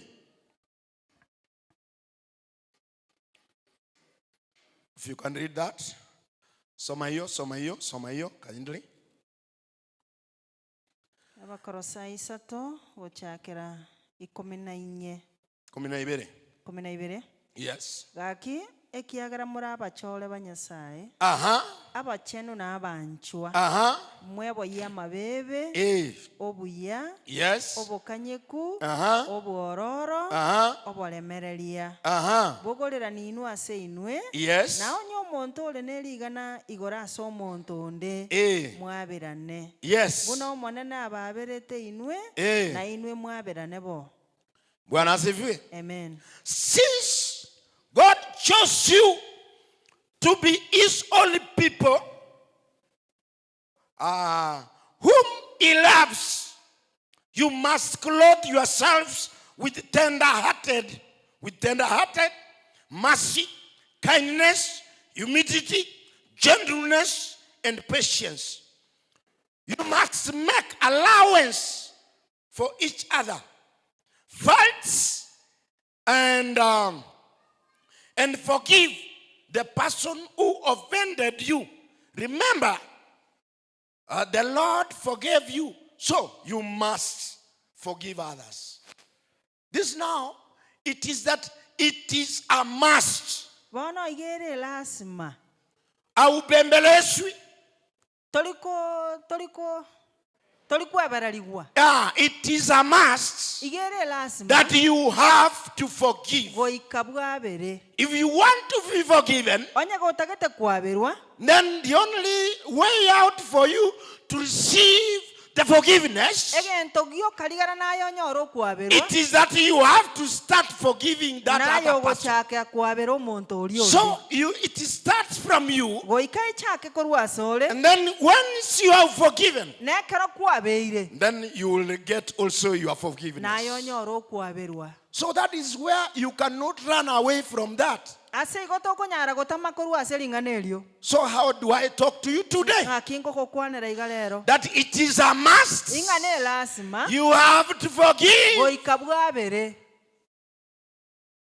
Oh, hallelujah. Amen. There is one day I found the couples also fighting. They were fighting. And the woman was a bit strong or powerful than the man. When they were fighting, sometimes there are women who are very strong. Hallelujah. Amen.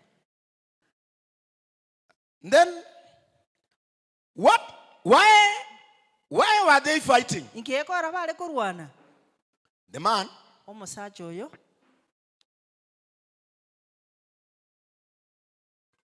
went to Nairobi.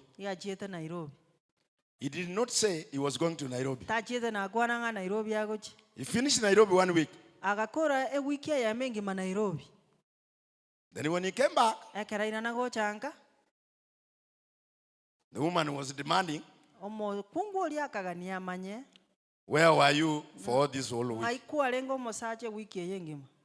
Then the gentleman said, I am the man of this house. So when a man has gone out for only a week, why are you asking me that? I brought you here. I have a right to go out again. That one did not go well with the wife. They started a fight. The only bad thing, the man had authority, but he had no strength.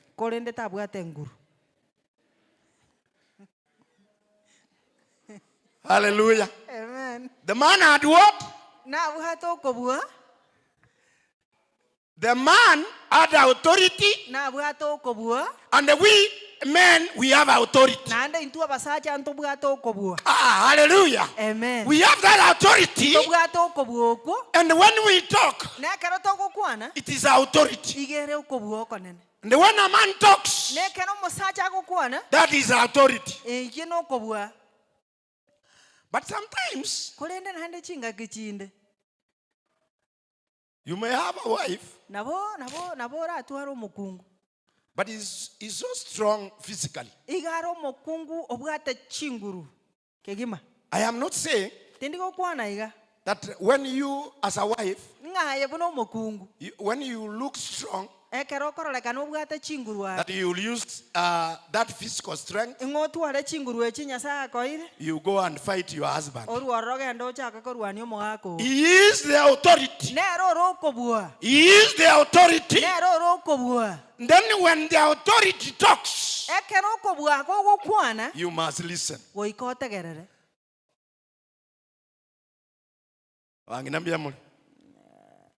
I am saying this. Igongo kwana iga. When authority is talking, Ekero kobua gogo kwana. who is your man? Oyoro mogako. Is the authority of that home. Nero rokobua wenkeyu. Just respect him. Mosike. If he has gone beyond, Onyo chiro etanirie. ask him for a meeting. Morahangerie mokwanerane. Let him eat first. Tigaragereri tangani. Bwana asifiwe. Amen. Make a great meal. Rosi endagere ngiye once. Let him eat first. Tigaragereri tangani. Let him be satisfied. Tigatwale aigote. As he is eating the best meal of yours, then ask him a small question. You went out for a week. You didn't even give us a small meal here. You know, when you go out, we struggle getting food. So now what do we do?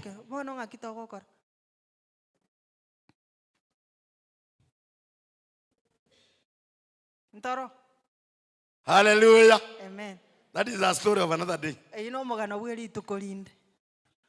What I'm just saying, there were those ones who are fighting. And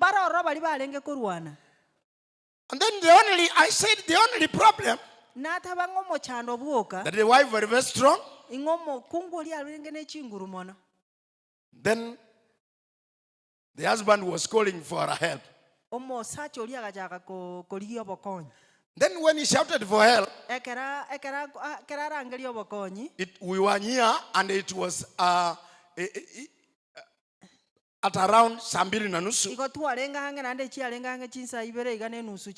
Then when people are going there, the gentleman could not explain why.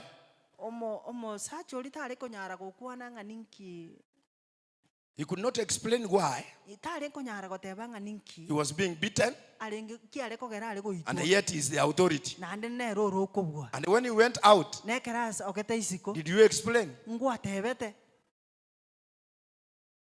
What am I saying? I know there are those who are stronger than us,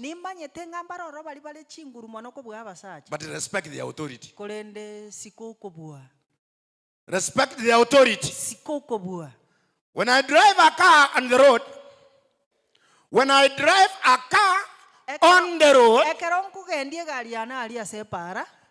I get women. Then that woman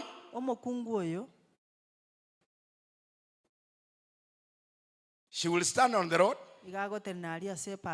And then I say, weka kando. Lakini huyo ni mwanamu. Lakini anasema wapi? Weka kando. Then hata kama wewe ni mwanaume kiasi gani, unaweka kando. Alafu anakuja kwako, where is your resist? Then saa zingine hauna, namwambia afande, nilisahau nyumbani. Lakini uzuri siku hizi vitu imekuwa online. Bwana asifiwe. What am I saying? Kuna vitu zingine you respect the crown. Hata kama ni mwanamke na wewe ukiwa na bibi yako, mheshimu. Unapoenda nje, mwambie mami, leo ninaenda Mombasa, nikuletee nguo gani? Bwana asifiwe. Amen. I am saying this. Longokuana iga. Forgiveness releases one from bondage. Okwabera nigo gokorusio monto asobosibwa. Forgiveness releases one from bondage. Okwabera nigo gokorusio monto asobosibwa. So if you get time, oigo gokonyore biro. you will go and read Ephesians chapter number 4:26. Genda some abaefeso inye emerongo ebere na isana nemo. Briefly it says this. Igagoteba iga. And don't sin by letting anger gain control over you. Don't let the sun go down while you are still angry. For anger gives a mighty footage, a mighty holdage to the devil. Inasema, saa zingine when you forgive, there is that releasement which will come out of you. Where you are, in fact, you will see the sense. So that is why I'm saying forgiveness releases one from bondage. Forgiveness safeguards your spiritual life.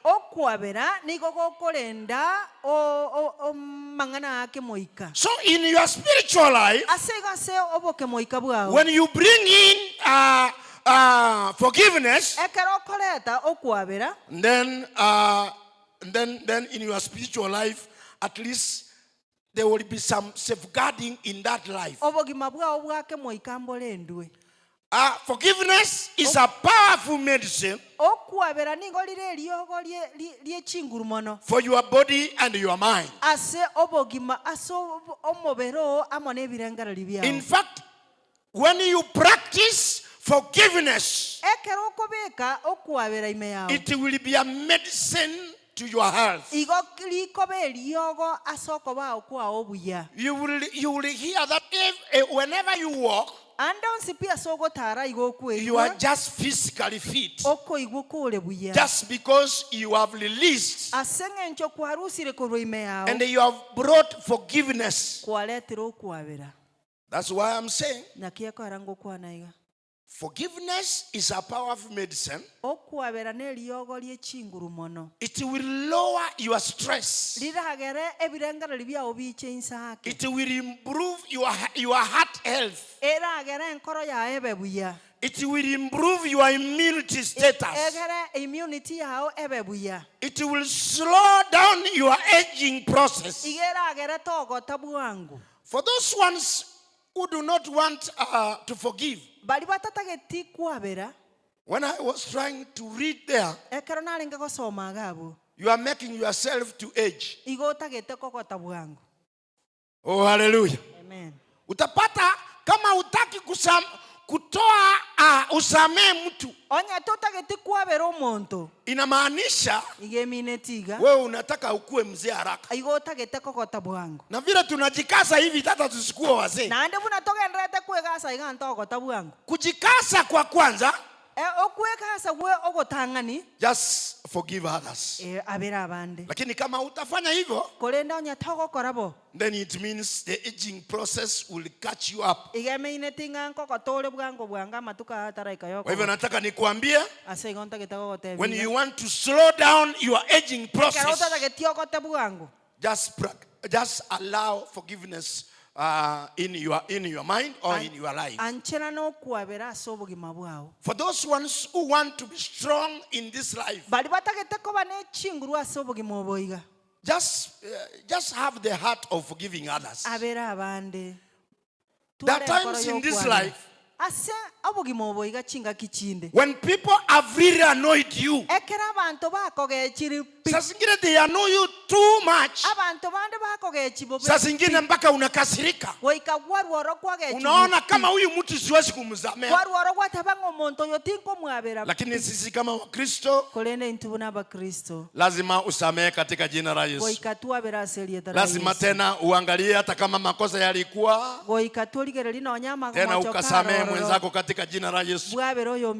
Basi unapoendelea kwa maisha haya, wacha Mungu akusaidie, so that you reduce your stress. ligere ebirengera liobikeani. Kuna wale watu wako na hasira. Abantu mbali walibo bwato bororo. Then wakati ako na hiyo hasira, ekera bwato bororo obwo. Utapata hata kupumua kwake anapumua haraka haraka. Kwanyora nonya no koyana koyana bwango. Anapumua haraka haraka. Akoyana bwango. Hata unasumbua mwili wako. Ogenderete go chando umubiro. Sababu mwili pia unataka upeleke polepole. Ekiagera no umubiro noro no tageto irungora ngora. Forgive others in Jesus mighty name. Abera abanda aselietara ya Yesu. Forgive others in Jesus mighty name. Abera abanda aselietara ya Yesu. Kuna historia hapa nataka tusome kidogo. Omugana nora antagete tosoma akeiga. In Matthew chapter number 18. Ase kitabu kia Mathayo 13. Kidogo tu nataka usome hiyo kikisi. The story in Matthew 18:23. Mathayo 13 emerongevere. If you can read there briefly.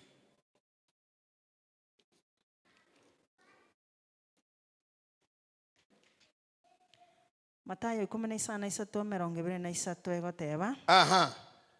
Asayo. Yes. Oburuoti bwa igoro nigo bugwikaine no muruoti. Origeti gokora omubaro na abasomba baye. Ekera chakire gokora omubaro akarenta ruo musombo yomo omoriete chitaranta chiri 10. Ekera asinyetu gwakana omonene oya agachika ao niwe era na mukaye na abana baye nebia bwate byonsi na Esiraelia eakanwe. Omosombolia akawainse akamosorora agateba omonene ingira ngora na inche ningo akane byonsi omonene bwo omosombolia agasogwa na mabera akamosibora akamwabera ase esira yaye kulendo omosombo yo ekerachie korwaroro akarora ase abasomba bande oyomo omoriete chidinari ligana elimo akamobwate emioyo akabora ngakane ebikwaliete omosombolia agatuga mainse akamosorora agateba ingira ngora na inche ningo akane akanga agachia akamuruta echera ime goika akane Esiraelia. Ekero abasomba bande bachia kororaya akoreka bagaichana mono bakagenda bagatebia omonene obo onsi ayakorekire. Elio omonene oye akamurangeria akamotebia ayo omosomba omube inchenga kwabere esira yonsi ekiagara wansororete ine aye tikwa wenerete kwabere omosombolia onde buna na inche na kwaberete omonene oye akabea mono akamubeka asabarendi bechera goika akane ebiariete byonsi nabo igo na tatone ore igoro arabakorere na inwe onyetimo kwabera abamino ase chinkoro chia ino imme.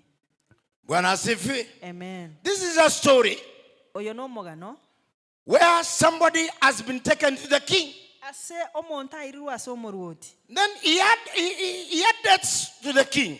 Akaruora agatebia omoruoti. Wakati naye amepelekwa kwa mfalme, ekera irua so moruoti. Mfalme amemsamea zile dhambi, yani zile deni alikuwa nazo. Omoruoti omwabe ile deni eliabwate. Na ujue ando manyeiga ilikuwa ni sheria huyu mfalme igo ya harengeri chiko ngomoruoti akauzwe pamoja na familia yake. Anyale ko bagakoni wamone amake. Lakini yeye alimlilia mfalme. Korendera akamulehera omoruoti. Mfalme akamsamea. Omoruoti akamwabera. Basi na yeye wakati amesamewa nerekera abeirwe amerudi amepata mwenye alikuwa ndeni na yeye. Oiranire onyoriro yobwateli deni riaye. Sasa huyu mwenye alikuwa na deni na yake. Oyobwateli deni riaye. Na yeye amejaribu kumbembeleza. Nera agachikotema komosorora. Kindly unisamee. Gakionya bere. Biblia inasema. Biblia goteba iga. Huyu yeye hakukubali. Era tachieti wanja. Alishika huyo akamubwata mpaka yeye akampeleka akamuira asechera.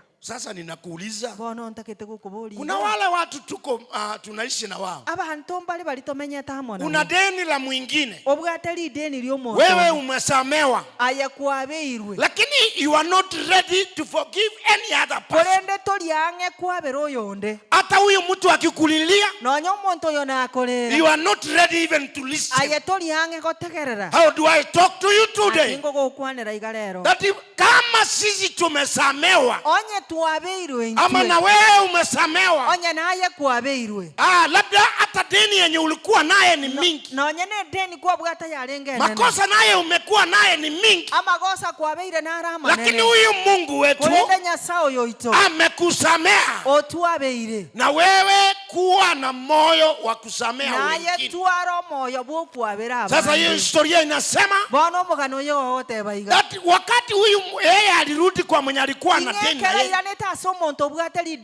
hata wakati alijaribu kumbembeleza, yeye hakukubali.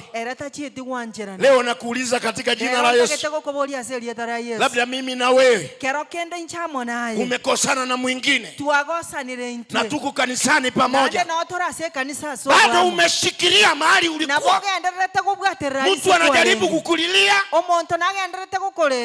mke wangu, najua nilikosea, ninajua nilifanya hivyo, lakini wewe umekataa kata. Bwana asifiwe. Alafu tukikuja kanisani, saa ile tunaimba hapa, unanishangaza. Labda nimeambiwa story, labda mtu amekuja kwangu, ameniambia pastor, kwa kusema kweli familia yangu kuna shida, najua yenyewe tulifanya makosa, lakini nimejaribu kuambia huyu anisikizi katika jina la Yesu. Alafu tukiimba hapa, unaniambia makofi ya juu, makofi ya chini, makofi ya upande na chini na upande wapi? Ya chini na ya want to talk to you today. Be ashamed. Be ashamed. Be ashamed when you are a Christian and you will never forgive anybody. And imagine this person, he has come to you, he has told you, I know I messed up. Kindly, my dear wife, kindly, my dear husband, kindly, my dad. And then you have completely refused. Want to talk to you today. There is nothing where, there is nowhere we are going. Hakuna mahali tunaenda na wewe. Nataka nikuambie leo hii, we are almost crossing to the end of the year. Oh, hallelujah. Amen. Hebu angalia huyo huko karibu na yeye. Muulize swali hivi. Umeshawahi kusamea ule alikukosea?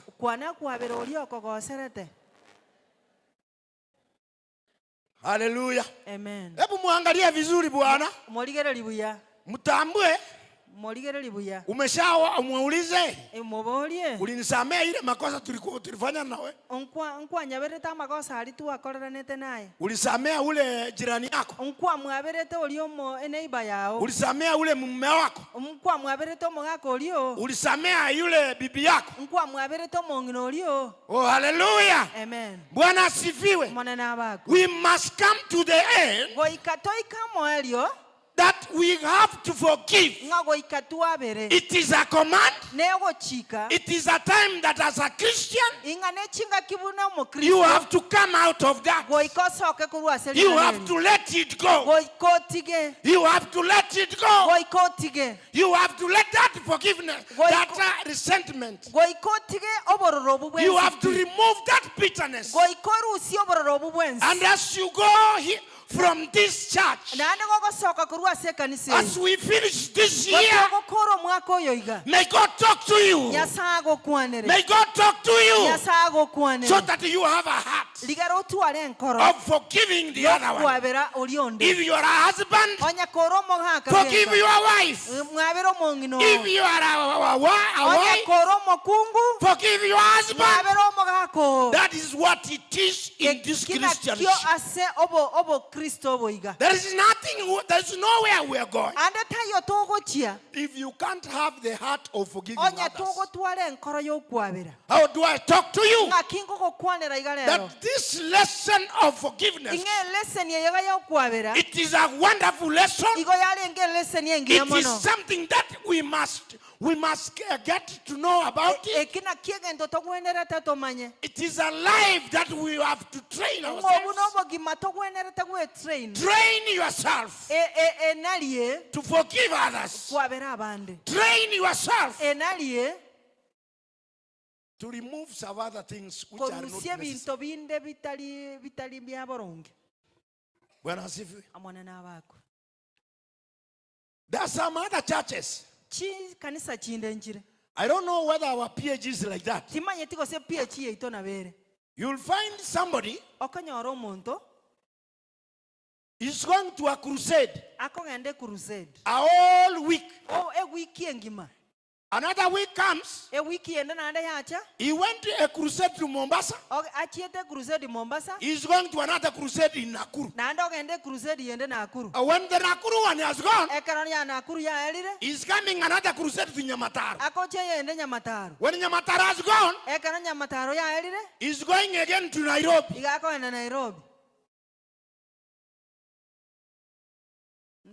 Hallelujah. Amen. Hebu nisalimie hivi. Hebu nisalimie hivi. Alafu nasikia mwingine alikuwa ananiambia that pastor amenyeta neli pepo. Inga pastor inga amenyeta neli chini nyumba. Osemenyeta na mapepo. I don't know. When you can call your wife ama your husband,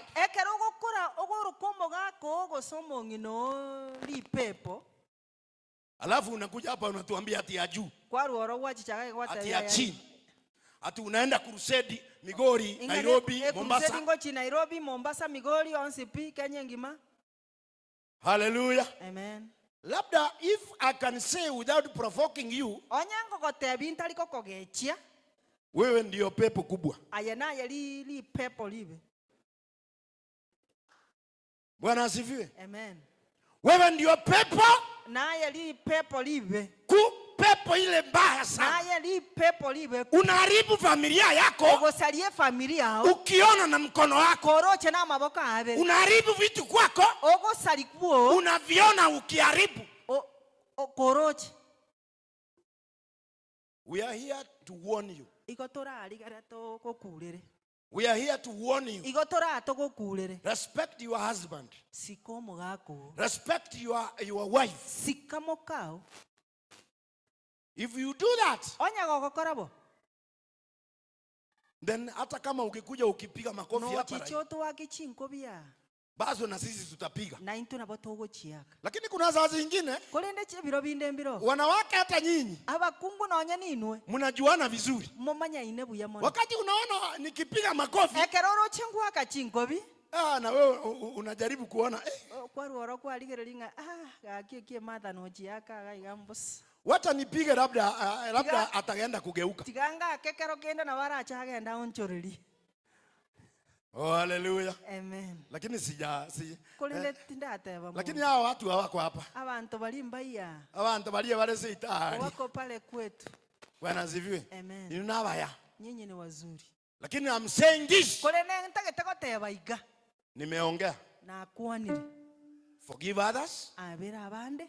Na wewe utasamewa. Na yembu abiru. Is a command. Nigo gochika. Kama hujawahi kusamea mume wako, hujawahi samea mke wako. Oh, hallelujah. Amen. Enda leo umwage. Genda lero mo. Enda leo umwage. Genda lero mo. Umutanga ninjua haya. Genda lero mo nyunyu. Leo ninakupa kibarua. Lero na koire kibarua mutanga. Enda usalimie yeye hivi. Genda na ufanye. Amen. Na ufanye. Hallelujah. Yes. Yes. Ando noro mna masisi ni Nyasaye ako kubwata. Genda mo nyunyu ntorole buna vile ambavyo baraka za Mungu zitakufuata. Hallelujah. Amen. Napomaliza. Kongo kora.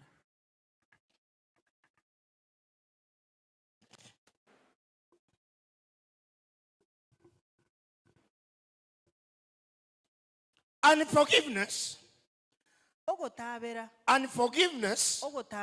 It blocks God's forgiveness. It hinders your prayer life. It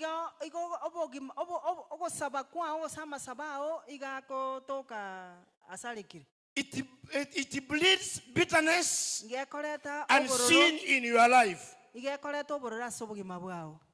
It blocks your relationship between God and other men. It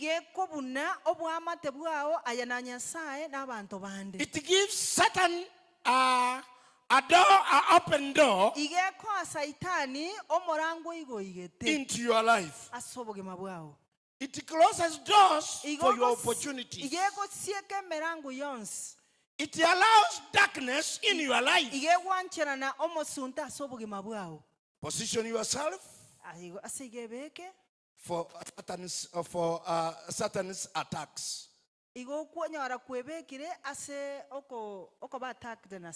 Let forgiveness be a water which can water your family. The moment you stop watering your marriage or your family with forgiveness, it will dry off. So how do I talk to you? Remember that there is one hard thing I want you to know. What is the hardest part of forgiveness? It is when you don't want to forget. Forget and move on. Because the hardest part is that sometimes you want to forgive, but you don't want to forget. We are going to Christmas. You use your Christmas. Buy something for your friend. Just buy for him or for her. And make a surprise. Buy a phone. Do it like this. Go to her. Go to him. And then give it to him or to her. And you'll see how good things will be. Somebody once said this, and I want to quote this.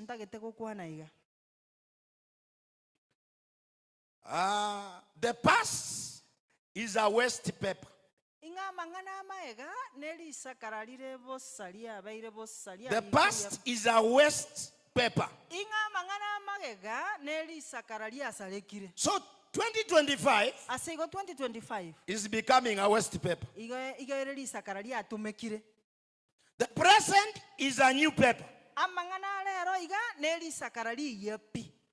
2026 it is coming in as a new paper. The future is a question. The future is a question paper. And then he said this. So read and write carefully, otherwise your life will become a tissue paper. Amen. That is what somebody said. Alisema, the past is a waste paper. Inga mangana amagega nelisakaralia likiru tayari. The present is a new paper. Inga amangana abona iga The future is a question paper. Na mangana go chimotu abo neli So read and write carefully. Ase igo soma oli kebungora buya. Otherwise your life will become a tissue paper. Onya totagetio bugima bwa obo beri karatasi riri atumike. So how do I talk to you? Ase igo ngakingo ngoko kwanira. In this life, aso bugima obo iga. make your life easier Raro koro bugima bwa oko by forgiving others. Aso kwabera aba. In fact, forgiveness okwabera is something that when you forgive others ekero kwabera abande from what they did to you, korwa asali bagokorerete, you will see how those people will change to your life. Let's move from here as we go to our homes. Practice that forgiveness, and your home or your life will change. Bwana asifiwe. Amen. That is what I want to say. And I want to ask you to stand up with your 2 feet.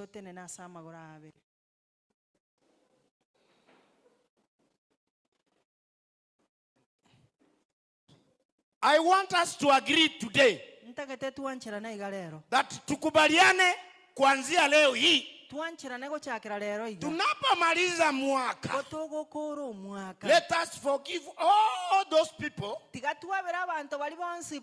and then forget about it. I don't know what he did to you. Bwana asifiwe. There is a time I was reading wakati watu walikuwa Rwanda. Rwanda walipigana the Tutsis and the the Tutsis and the Hutus. Wakapigana wakauana. Bakaruana bakaitana bagakuwa. Lakini huyu mtu mmoja akaenda kwa familia ambaye alikuwa anajua. Akagenda se familia ile amanyite. Lakini yeye alikuwa ni one of the Hutus. Igalenga umuhutu. Lakini akaenda kwa hiyo familia. Akagenda se familia ende. Akaua hiyo familia na alikuwa anawajua. Akaite familia ile nande ni gaba manyite.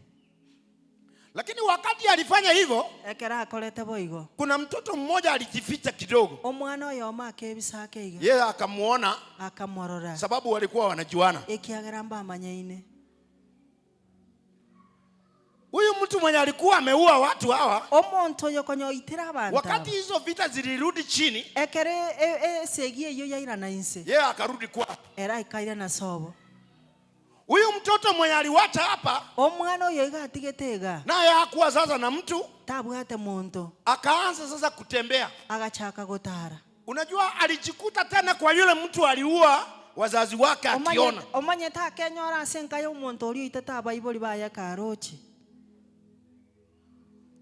Ule mtoto, sababu watoto they are very vigilant, akaona ni huyo mtu mwenye aliua baba yake na mama yake na watoto wenzake. Akaanza kutoroka. Akaanza kutoroka. Na yule mtu akastajabu, ni nini huyu mtoto? Ameanza kukimbia, amati ameniona. Huyu mtu alimkimbisha huyu mtoto akamshika. Ule mtoto akarudi chini. Akamwambia hivi, ninakukumbuka. Uliua baba yangu, ukaua mama yangu, ukaua ndugu zangu, na sasa leo unataka na mimi kuniua. Wacha Mungu akuongeleshe, usiniue. Bwana asifiwe. Yule mtu alianza kulia.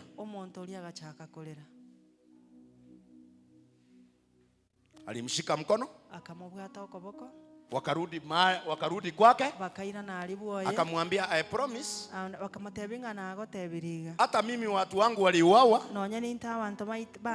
sasa wewe umekuwa mtoto ambaye umebaki na mimi. Then wakaanza maisha mapya. Praise the Lord. Amen. We can also start a new life in this life. As we finish this year, gatogochaka omwaka nataka nikuongeleshe katika jina la Yesu. Nitagukwanira asili Kwa ya jina Yesu. la Baba, la Mwana na Roho Mtakatifu. Asili ya Tata Wewe umsamee yoyote. ayabironde bwenzi. It doesn't matter alikutendea nini. Telikobwati ninki akokolera. It doesn't matter alifanya nini. Telikobwati ninki akolera. Lakini leo nataka uinue mkono wako juu. Kolende ntageterero imukio koboko kwa iguru. Useme yale yamepita. Oteba ali aetire.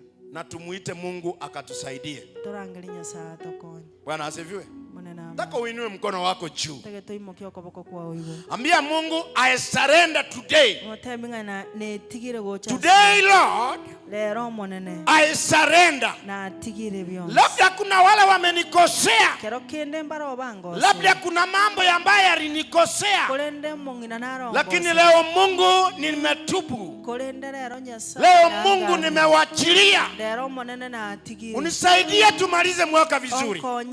Unisaidie tuanze mwaka vizuri. Tuanze mambo mapya.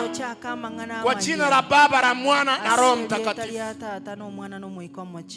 Baba, katika jina la Yesu, asante kwa neno lako. Asante jinsi Mungu wetu umetaka tunene na tumenena. Asante kwa wapendwa hawa. Mungu wetu, neno lako limepita kulingana na mapenzi yako. Watendee mazuri Mungu wetu. Uwape nafasi. Kama kuna jambo ambaye alikuwa hajawahi kusamea, akarudi hiyo jambo likapate kusamehewa. Mtie nguvu Mungu wetu. Utulinde tunapomaliza mwaka. Utupe tena tunapoanza mwaka mwingine. Utukufu kurudie sababu wewe ni Mungu. Asante sababu utatenda. Ni kwa jina la Yesu tumeomba. Na kila mtu aseme amen. Amen. Amen. Nataka nimalizie hapo.